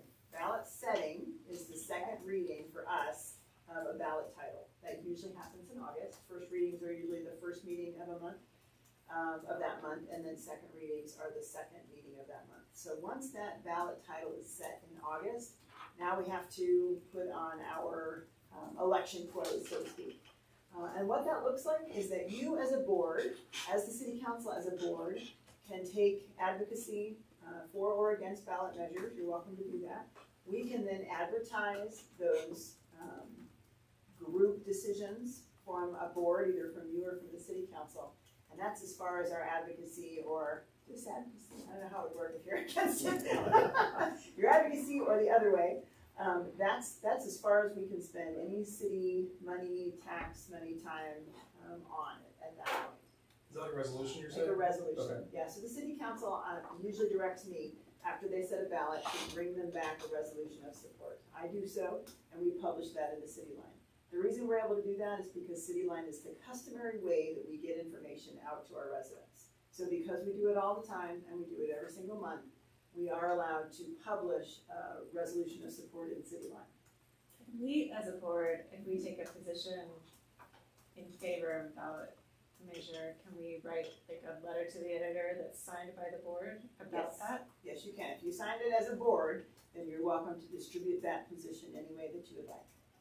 Where it gets a little funky is we probably can't have you put that on, ask Erica to put that on the city's social media, right? Because now we're talking about Erica's city time and social media time. I guess it's free. But yeah, and so, you know, we can't at that point in time, once that second reading happens of the ballot issues, then we no longer can, you know, really speak to it for or against. All we are allowed to provide at that point are factual summaries to the residents, which we do. We then usually put together that brochure that people will get as a direct mail, but it has to be very factual. And I think what happened in 2019, and I do think we have different attorney interpretation this time, but because the drawings that your consultant showed you were not introduced in a public meeting prior to ballot setting, I think the attorney's office deemed that was considered advocacy because it wasn't part of public domain prior to ballot setting. So that August date is really, really important because we can strategize and talk about it, and talk about, you know, what should the name of it be and how should we make sure that we get the vote and how do we really advocate for it. And once that August timeline hits, these guys can't talk about it with you like that anymore. They have to be able to provide only factual summaries. They can answer your questions, but they're not able to really advocate for or against at that point. Does that make sense in general? Question. Yeah. The second reading, is that just the ballot title or is it the text as well? It's the text and everything. Okay, the reading of the ballot basically. Yes. Ballot item, okay. So that'll be set at that point. At that point, it's set. And then that's when our regulations all really jump in. Where we can't use any more city time, city money, city advertising, we can't do any of those kinds of things. Now, until that happens, if this board ends up discussing, you know, an action group that wants to, you know, either come out for this, if that's what ends up happening, you'd like to organize residents to do so, you're welcome to do that.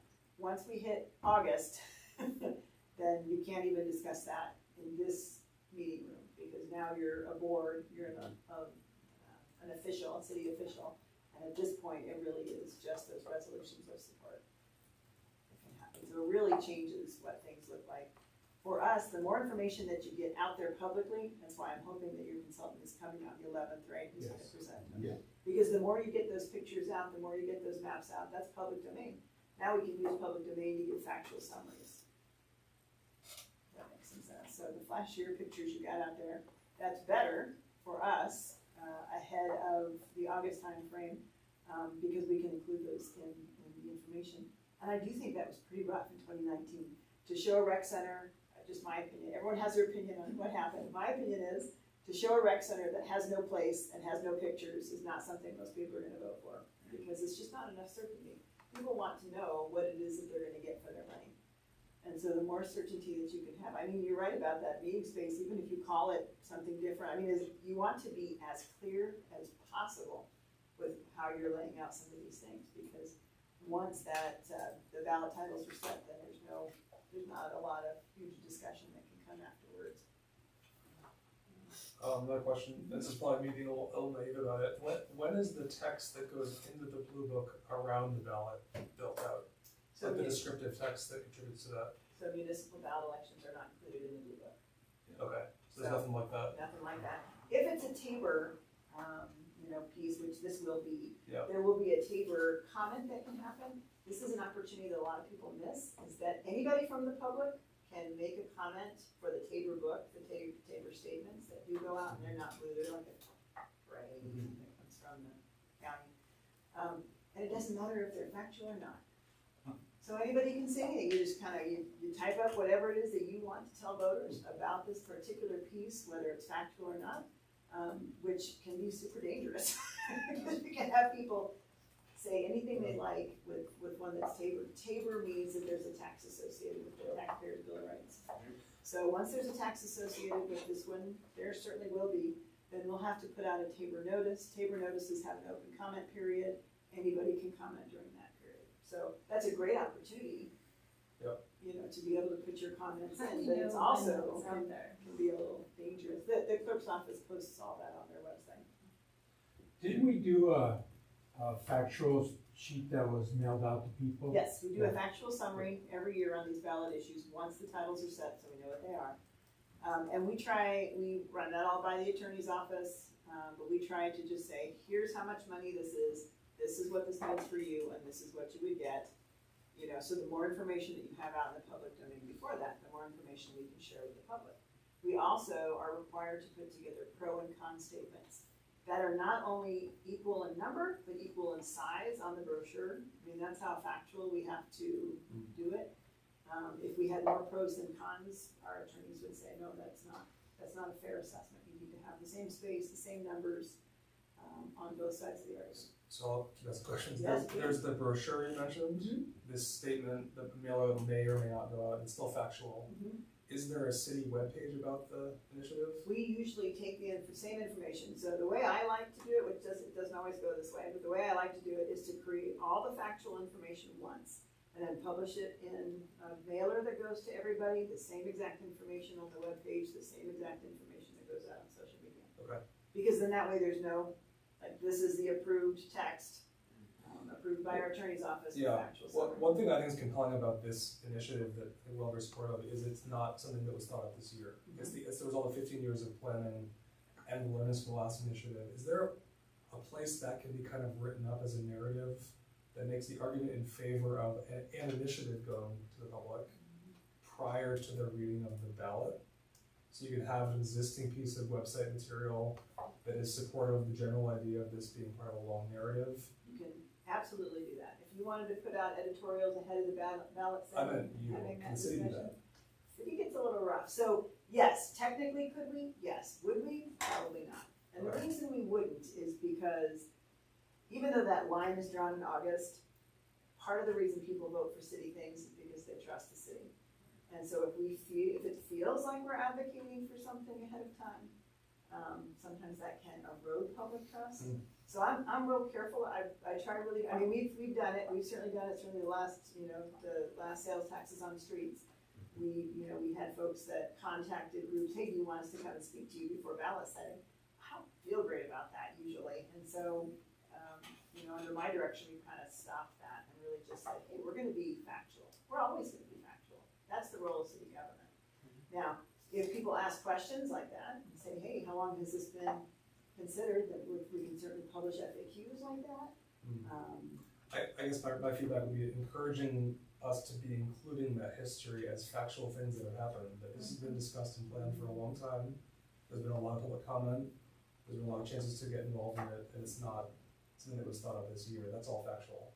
There's a way to include that. I've actually that. That would also be a great letter to the editor. However, also the Times call is not exactly getting to everybody. We can also do that for sure. I've read that letter too, but I think the city, it's important that the city is putting information that shows this is part of a longer story. Right. Because it is. That would be helpful context. I can understand certainly the longer story portion of it. Well, especially feedback from the last election. This is not the same. Yeah. We changed because of all of, to add to your story. Yeah, that gets into, I think, the opinion piece. Like, we heard you and we changed it based on this. That's a little less factual, but something like that is valuable. Quick question. Did Magellan go back to asking more questions in the survey? No, we No. didn't, We we didn't have anything different to ask them at this point. So the council took, however many, we had 7 or 8 different projects and narrowed it down to 4.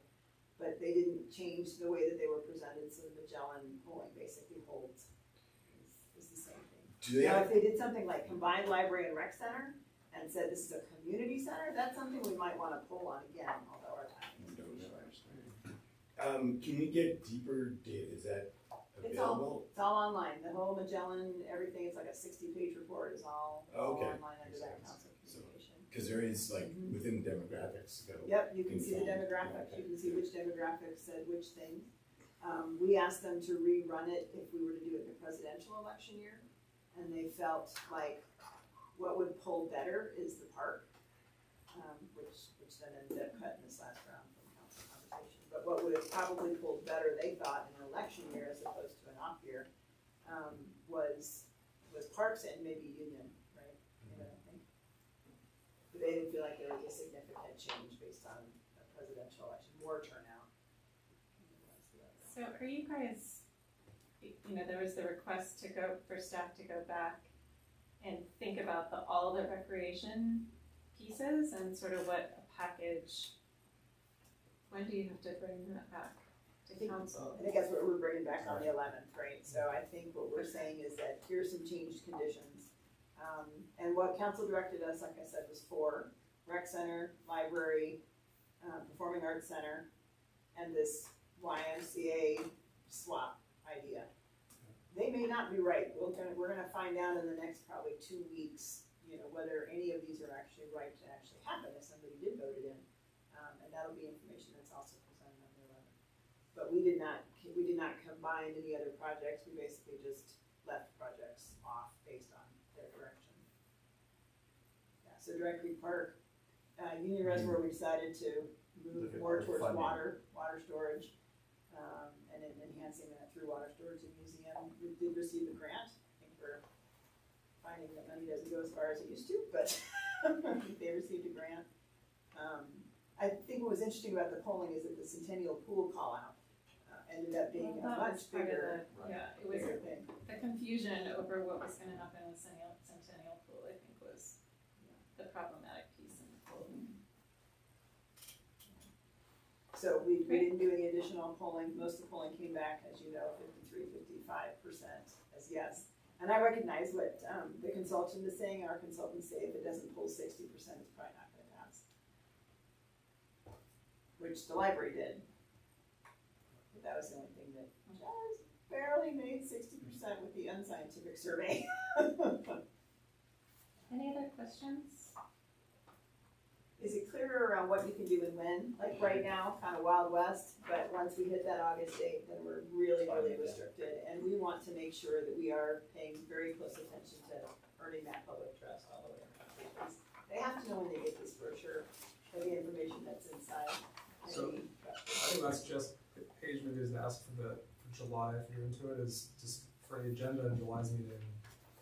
Talk about being clear what we can and can't do in September, because the August meeting is too close to the reading, I think. It's already, it'll be read once already, maybe, not twice. Yeah. I think September or October is the time we make a resolution. And we could talk about things that are writing a letter together and we all sign. I think we can't talk about that though in September meeting. Correct. So we need to plan beforehand what we're gonna do that's not allowed to do later. That's what he said in July. Yeah. So I will not be at the July meeting, so. I'll be here. Oh, boy. The mice will play. Is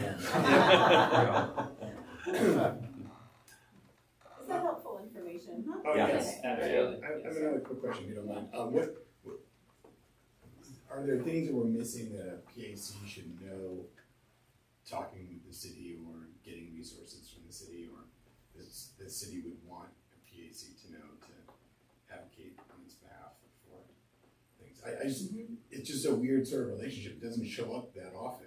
And, there are things that are not quite public all the time and things that, don't get out. So it's just. It's pretty rare, I think, but yeah, that's a great question, right? What you don't know, what you don't know. Yeah. What I will tell you is that, the first time that we tried to pass the next light, the ability to provide broadband to the residents, it failed because of a huge campaign against it. And the next time, it was a small political action committee, it was a small group of residents that got together and told all their friends who told all their friends, and I believe that that's what made it pass the second time. I would never underestimate your ability to organize people in order to get something done. This town is completely built on that. This is part of our brand. It is absolutely what it is to live in Longmont. So I would say, don't underestimate your own power in organizing your neighborhoods, your friends, your kids' schools, whatever it is. As far as city resources, we can provide all the brochures that you need. We can certainly publish any resolutions that you make, and that's kind of it. We Come can talk to groups. We can come and talk to groups if we are invited. Yeah. That's a good one, Jeff. That's Yeah. a good one. Yeah, and we are able to come and give factual summary and answer all kinds of questions if we are invited. Like vampires. Like vampires. Exactly. Thank you. That is Yes, but yeah, I would never underestimate public opinion. I think my ask is to have one place on the city website where we have all the info. So like the survey results from Magellan, I want that on the same website as everything else about this initiative, if possible, because there's so many different places you can get different access to stuff, including the next topic. But that would be helpful for all of us to be able to, in our private capacity, point people to a single place that lays it out that's not a brochure. Yeah, I think we would get ruled against that on the website, because I think it would look like advocacy. Just facts. Putting all the information. I mean, I certainly understand that, and we could take a look at more specifically what you're talking about. But if you're trying to build the case, showing the polls, showing the yeses, my guess is that I'm gonna get whacked. I don't mean that, just if people are interested in looking at the polls, right now you have to go look at some drop-down menu on a former agenda for a city council meeting that I can never find. So. Yeah, I think making all the relevant information accessible. I'd love to, particularly in July, if you wanted to give me a list of what that looks like for you, kind of an outline of, hey, this page would look like this, and it would have this, and it would show these things. That's something that we may be able to put together. Yeah, it gets a little tough because on the city's website, when you talk about elections, we have election page, right? The election page is brought to you by the city clerk, and we will never fix that with anything that looks like anything else. This is where you go to find out how to register to vote, how to register to become a candidate, who the candidates are, what are their campaign sheets, what does that look like? Then we have a tie over to the ballot issues, and the ballot issues are flashy and usually have some video and have the text that we just talked about. That's part of the pro-con kind of thing. And we have had problems linking those before, so I think this year we have a better plan. Erica, do you remember that? You may not have been part of that conversation, but we used to never go from clerk to ballot issues, and now I think we've agreed that we will. At least have some connection there, because when you're looking at elections, you'll never see the ballot issues if you're looking on the clerk's page right now, because all you see is the elected officials. So I think we've worked out some of that. Plus, I think last time, we certainly had some duplicate pages because we had different ballot issues. So everybody did their own web page for their own ballot issue, and we will not do that again, ever again. Because then it doesn't give voters the full picture.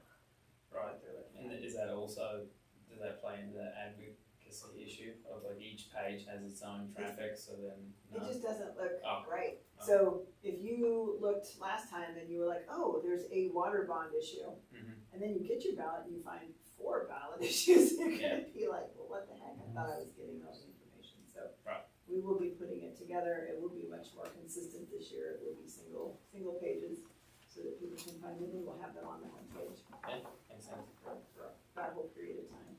So that's a couple things that we recognized we needed to improve. All right, you can have a pack that's gonna. Oh, yeah. Create your own. For sure. So I can create anything you want. That's right.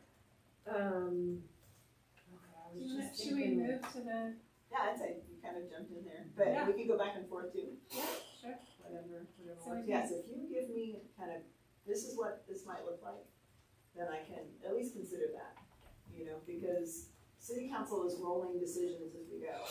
And the first presentation isn't relevant to the last presentation always, right? The first presentations that we see, you're gonna see dollars that are no longer relevant at the next presentation. So we wanna be really careful. Council pages and council minutes are the rolling dialogue of these conversations. And then when something is finalized, that's when we put it up on the web. So to show the history can be kind of tough. It's not that we haven't done that before, particularly like the Resilient St. Brain Project. You know, we want to remind people there was a flood 10 years ago. That's a fact, and that's what put us here. You know, we tried really hard not to pull on heartstrings, but we certainly showed pictures of flood water. Great, thank you.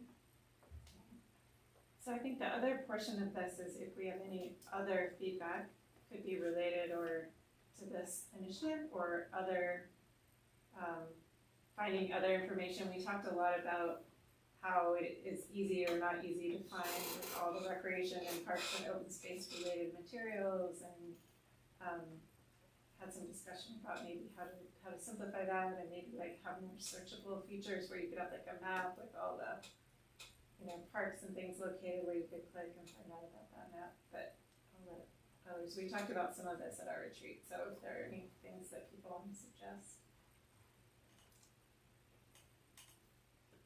I wasn't there, so. No, it's The map thing was a big item. Is that something that can be done? Well, the way that the website is set up is right now we have a facilities module. Now, I should caveat all of this by saying that we are in the middle of a web redesign project. So what I would tell you is that maybe some of these things are not super easy today, but knowing kind of that vision for what you might want to see tomorrow is something then that we can include as part of our web redesign project. Because I love the idea of being able to have an interactive map. Our current website, the way that it works is it's a facilities directory.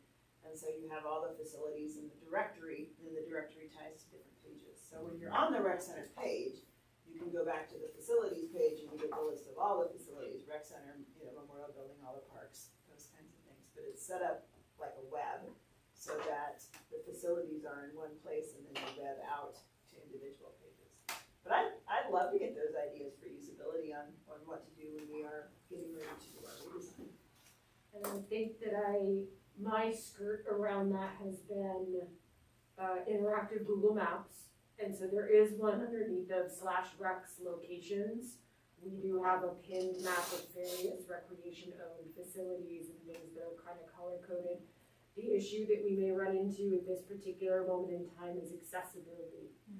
So we are struggling with a 10-year-old website to meet ADA standards and WCAG standards, which is part of this next iteration of the website. So if you don't see it now, to Sandy's point, I would love that feedback. I would love to hear all of those pain points as we get ready to send out a request for proposals for a website vendor, probably within the next few weeks, so that we can start gathering some of that usability data and seeing how we can dovetail that with the accessibility concerns.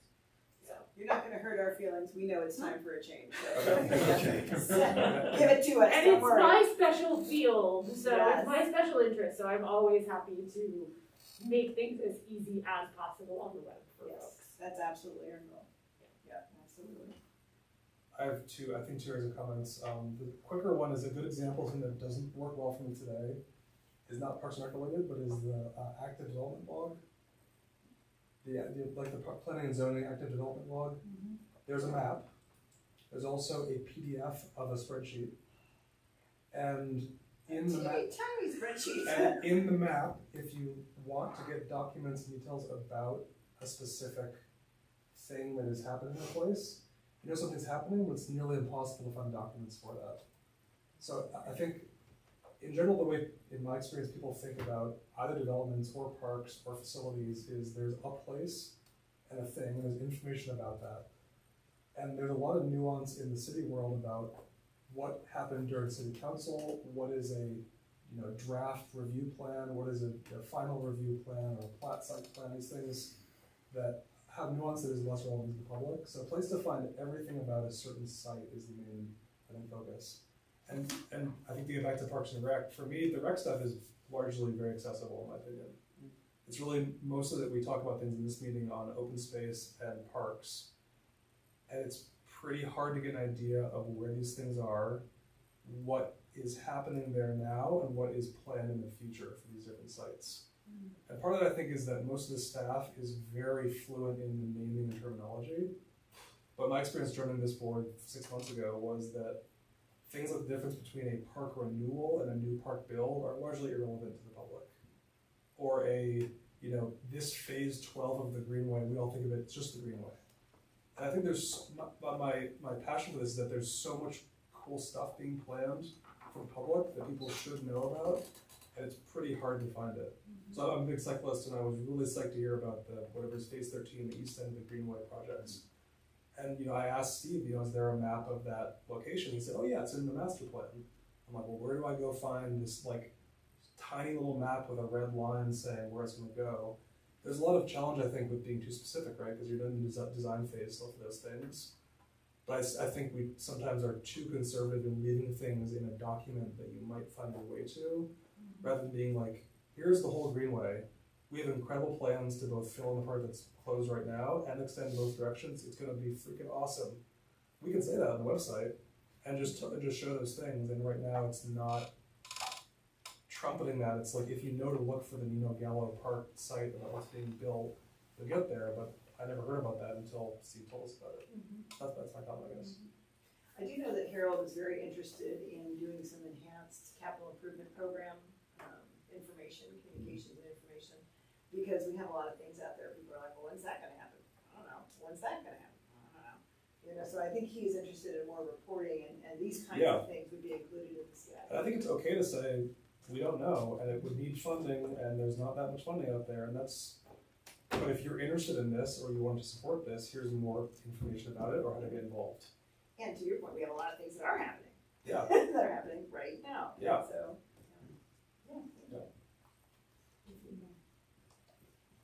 more interactive maps that tell us more things. Yeah, I keep the active development log up all the time, because I don't work in external services. But that's the first question I always get in a public meeting is, hey, what's going on over there next to the old Taco Bell down there? Yeah. But pretty much all you can find out is the name. And a docket number, or whatever it is, and maybe there's a link or not, but yeah.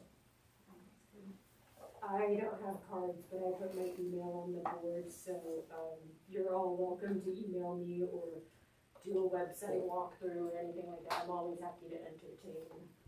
And I'd love to hear about the recreation accessibility, because I'm pretty sure that's 100% Erica. Because you didn't used to be. Well, it's a much more interactive part of the site, right? You have a login, you have classes set up for this payment. It's a lot more than Parks has, but it's got a lot of focus clearly. Yeah, what other ideas do you have? We had a lot when it was early in the morning. So we may have to revisit that and get back to you, but. I guess one Absolutely. other thing that cropped out of the retreat sort of element was that I, as a citizen, decided to pull up and jump onto some AI just to see if it could pull some information. And it was one of, I managed to make it do it with other things as well, but one of the few times it cropped back with, I don't really have a clear answer. and that was one thing that was highlighted. And I passed the phone around, we're like, yeah, look, it says it can't find that. It's also a recent point that I'm in banking, a lot of big banks right now, we're trying to figure out how to better integrate so that if someone wants to search something up about, like, give me every single rate in this AI bot, and it gives me everything that it possibly can, that we're one of those sites that shows up as a point of data. That's terrifying that ChatGPT can't find Yeah. I might have had like 3.5 or something. I don't know if I had the best one, but yeah, it was something we passed around the room just off my phone. Came out pretty quickly too. So. Oh, really? Yeah. Yeah, that's good to know. It's come to the AI completely inadvertently. I had it write me a poem about they might be giants the other day, and it did a great job. So I'm surprised I can't find anything about it works. Just because no one else can really see it, I will share with Sandy, at the retreat I had that map of all the projects, and it kind of showed where they're all at. I thought people thought it was great to see what they said, geographically, but also the idea of that interactive piece. if you hovered over the rec center, you start seeing what you get. If you hovered over Union, you'd see what you get. If you hovered over St. Vrain 13, you get some idea what it was. So I think that geospatial with some information, as information changes, if we could add that, is what I was kind of hearing. So We had a lot of conversation about sort of interactive spatial displays as a way to. So if you don't mind, I'll share that with Sandy a little bit, the map we have. We also, some stuff that staff is doing for us on some of our map layers. Was it that map? Was it Yes. one that I included with my council Yep. comments? Very. Yep. And I've said before, but I'm very happy to help with that stuff. I work for Esri, I do mapping and interactive stuff. So as a citizen, like, I'd be happy to help with it. Oh, that would be great. So- We actually just spun up our first GIS division. Yep. At the beginning of this year as part of our strategic integration department. And so they are super excited. We're hiring one more person and they're ready to rock and roll. They're excited about it. So Cool. yeah, I think that's what we think too. We think the interactive maps make a ton of sense. They tell great stories. They give you lots of great information, very intuitive. Right time. Yeah, really good. Story map. So we gotta all kinds of understand, cool stuff. Great, yeah, I always have to get my ideas on that. So, Fantastic. Thank you. Okay, so if we want to, we're at 8:30. Time just flew by. I didn't even notice. You had to tell me. So if we want to continue, I think we have one more item under new business that maybe we should try to get to, so we can Yeah. extend for 15 minutes, or 8 till 8:45. I'll move that we extend the meeting to 8:45. I'll second. All in favor? Aye. My Okay. wife just texted me that we all should go home because the Nuggets are down by 1 at the end of the third Oh. quarter. So we all should be All right. home watching it. So make it quick. Can I just make one other Yeah. thing? One other thing that we had from our retreat too was that it's really hard to find rec classes through the website. You basically have to know to go to Rec Track and to spell it out exactly how Rec Track has something. It's not intuitive at all. That if you just went to the website and tried to look for a class, you I think classes is also what we searched on the ChatGPT. That's That's exactly what it was. That's we what it searched was. classes, and it was like, nope. Yeah, okay, There that are makes no- sense because it's all contained within. That's what I'm telling Jeff, yes, right? maybe No more that rules. has more to do with And it it. doesn't talk to anything else. No, yeah, when during COVID to get masters, you had to just leave it on, I had to leave that screen on my phone, always, don't, because you had to, it was so hard to ever find it again. Knowing what to call it too, is what it is too. Swimming versus aquatics. Right. Yes. We had to accept that. No, I get it, it was just, yeah, It wasn't what they. and you had to have somebody show you, how'd you do that, that kind of thing. But that's because it was early. But as it continues to get better, and we Yeah. get more and more upgrades, so. Thank you so much, both of you, for coming. Thank you so much for having us. If you have any other questions, these guys know how to get a hold of me, they get a hold of me every day, so. I'm gonna take my germs home, I might be out for a couple days. And thank you all for everything that you do, your voices really matter, and as I said, don't underestimate the power of what you do for this community. Thank you very much. Sunset? That's me. Okay, so the sunset has opened. We got it open on time with a Herculean effort by staff after the pool got filled with mud after the May 9th storm that also destroyed 4 of my cars. In the end, we were able to add 19 parking spots to that lot based on some things they did and some creativity we have. Also, we're able to move a few of the golf staff out of the lot. In addition to that, the first week of Sunset being open, this was weather related, we did add another 15 or so spots in a lot below where the Sunset Golf parking is, or I'm sorry, practice area. So we created a lot there. Golf guys were just, they were awesome. Got some help from streets, bought some parking blocks, and so between those we got about 34 extra spots. Staff knows to park in that lower lot from Sunset Pool between our guidelines between 1 and 5 to try to minimize. We had originally lost about 45 spots, so we've got about 34 of them back, and then we mitigated with a couple other factors. So it's not, I don't feel like it's much worse than it was. Now, it was always a problem, so that's a challenge, but. Dialing in this weather probably helped too. Yeah. It's not helping June. It's not numbers. helping Yeah, I did run that the first week, it's not pretty. Right.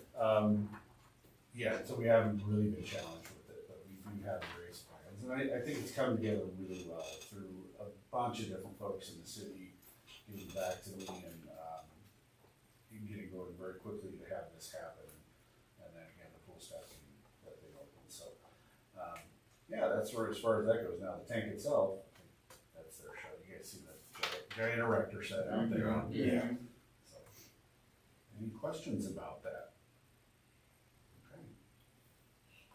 And that all finishes this summer, fall. Year. Oh, really? Oh my God. Yeah, that's why we considered that lot down below as something a little more permanent. Right, okay. And the signs do look good after all. So was the parking lot used to be one way on the right-hand side and then one way back? Or was it? It never was, it just functionally works that way. Okay. That's how people just tend to treat it. Okay. It hasn't really changed, it just, that's what people tend to do. Okay. We just call them like outsiders and for dropping the wrong direction. What are you doing? Yeah.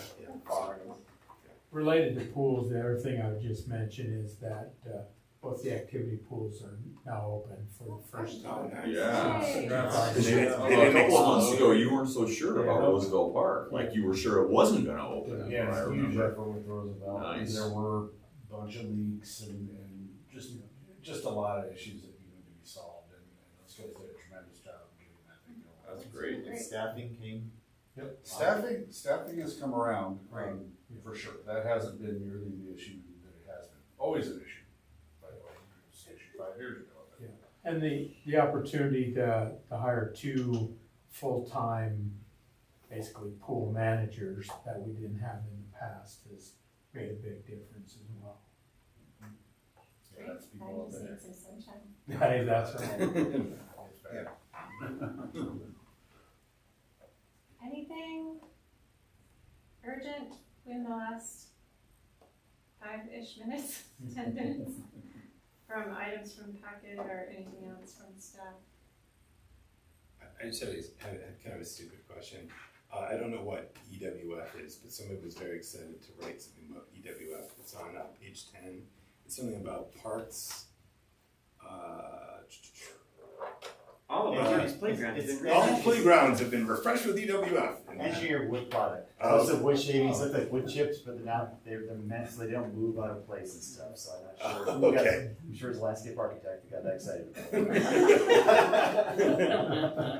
There's a wildlife biologist that took me a couple times too, so. Okay. It's like, I'd like to be excited for you, but I don't know what it is. It really causes, it's because of the fall hazards and stuff like that too. It's almost like fucking sand, but those things get locked in place and it really reduces injuries and stuff out there and it looks better. I have 2 greenway questions. One on the phase 13, which is the east end, right? We've mentioned it for a long time, the $1.5 million CDOT grant. Now we're looking at other funding sources. How much of that is going to be a $10 million project or a $5 million? Is there some idea of how much that fills? There's a lot of moving pieces. Yeah. One of the pieces right now is the fact that when the state said we could no longer go under the underpass where the St. Vrain goes to, that was always the intention, was we already had a underpass under 119. We were going to put in a pedestrian path along the side of that. Probably would have been like last year that sometimes it would flood during really high water marks. After 2013, they redid all the flood modeling and said no, even though it's CDOT, the state giving us money to do that, it was CDOT and their flood modeling and said no, there's no way to mitigate that. So to get around that, it really requires another box culvert to go under the intersection of 119 and County Road 5.5, and that is about a $5 million increase in that project. So that gets you a little bit, we are looking at grants and ways to do that. The other piece, we have an adjacent landowner that, again, to get it up out of the floodplain, if we stay off the adjacent landowners, we have about a $2.5 million retaining wall and mitigation work on that, so now we're at 7. We have a adjacent landowner that is not willing to sell us an easement, but will be willing to sell us this whole property, which falls in the ballpark-ish of those numbers too. So But now we have some other options to it. It's really all in negotiations of that. So we have, I can tell you right now, it's going to be at least $5 million more, 5.5 for the underpass. Yes. So And then we have quite a bit the more. easements, and then we have how we get through the repayment. Quite a bit more figured out. Yeah. All right. The other one was on the west side. I got 1, 2 already down, so let's see if I can. 5 minutes. Yep, quick. The other trail mentioned in the regional trail planning, the 12 to Boco system. It's Greenway 12 to Boco system connection to that. What would that mean? So, 12 is gonna go from Golden Ponds out to Boulder County Open Space Properties, which is right there across from, 75th. Yeah, 75th, going over to what is still a private property. The county has an easement on that, and I think in about 5 years that will revert over to the county, and that will tie into Pella Pond. So if you're in Pella Okay, so that's the same one. Ponds, Okay. it will get you. We'll talk about that in the last Golden one. I Ponds. was making sure that was the same thing. Okay, thanks. That's not Sunnyfoot, that's airport. Airport, It's that's airport, it. sorry, same Yeah. thing, same other side. Pella. Yeah, all those Bocos in EW, Port in Place is the other one. Okay, if there's nothing else. I have a one motion from the board. Oh, yeah.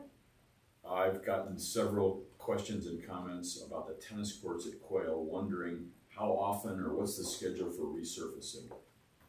There are certain courts there are getting pretty chewed up, and whether it's from play or shoveling or I don't know, but visiting teams ask folks about it. You know, oh, well, because this is a great facility, except what's with this? So is that a thing we submit? Hey, this is looking bad, or is this every 5 years you repaint them? Or I'm just curious. Both, it's kind of both. Now, all of these two jumping on kind of the professional side, but there really is sort of a maintenance routine that Timber as park superintendent kind of follows as that piece of it. We also recognize there's some areas that just didn't seal right, that there is probably some air pockets under it, there's maybe like So the pickleball folks, the tennis folks should just put in, hey, take a look at this court. And we will. So if there's All things right. that we can do, we want to keep it professional looking stuff, and we'll make that decision if this is something we can, make sure the level plays up and it looks good, or if we really have to go through that. But I can make sure that next time I'll get that rotation from Timber on one that really needs to happen. 5 and 8 in particular are the two worst, but the courts next to them are bad at Quail.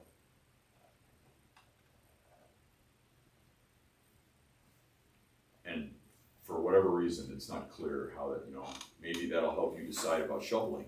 If you think that's what caused it, or sunshine, or, or. But sunshine's not a problem. Yeah. Well, it is because of the winter sun, Not having it though. Yeah. Right. Yeah. You're right, it's the rain and ice and combo, yeah.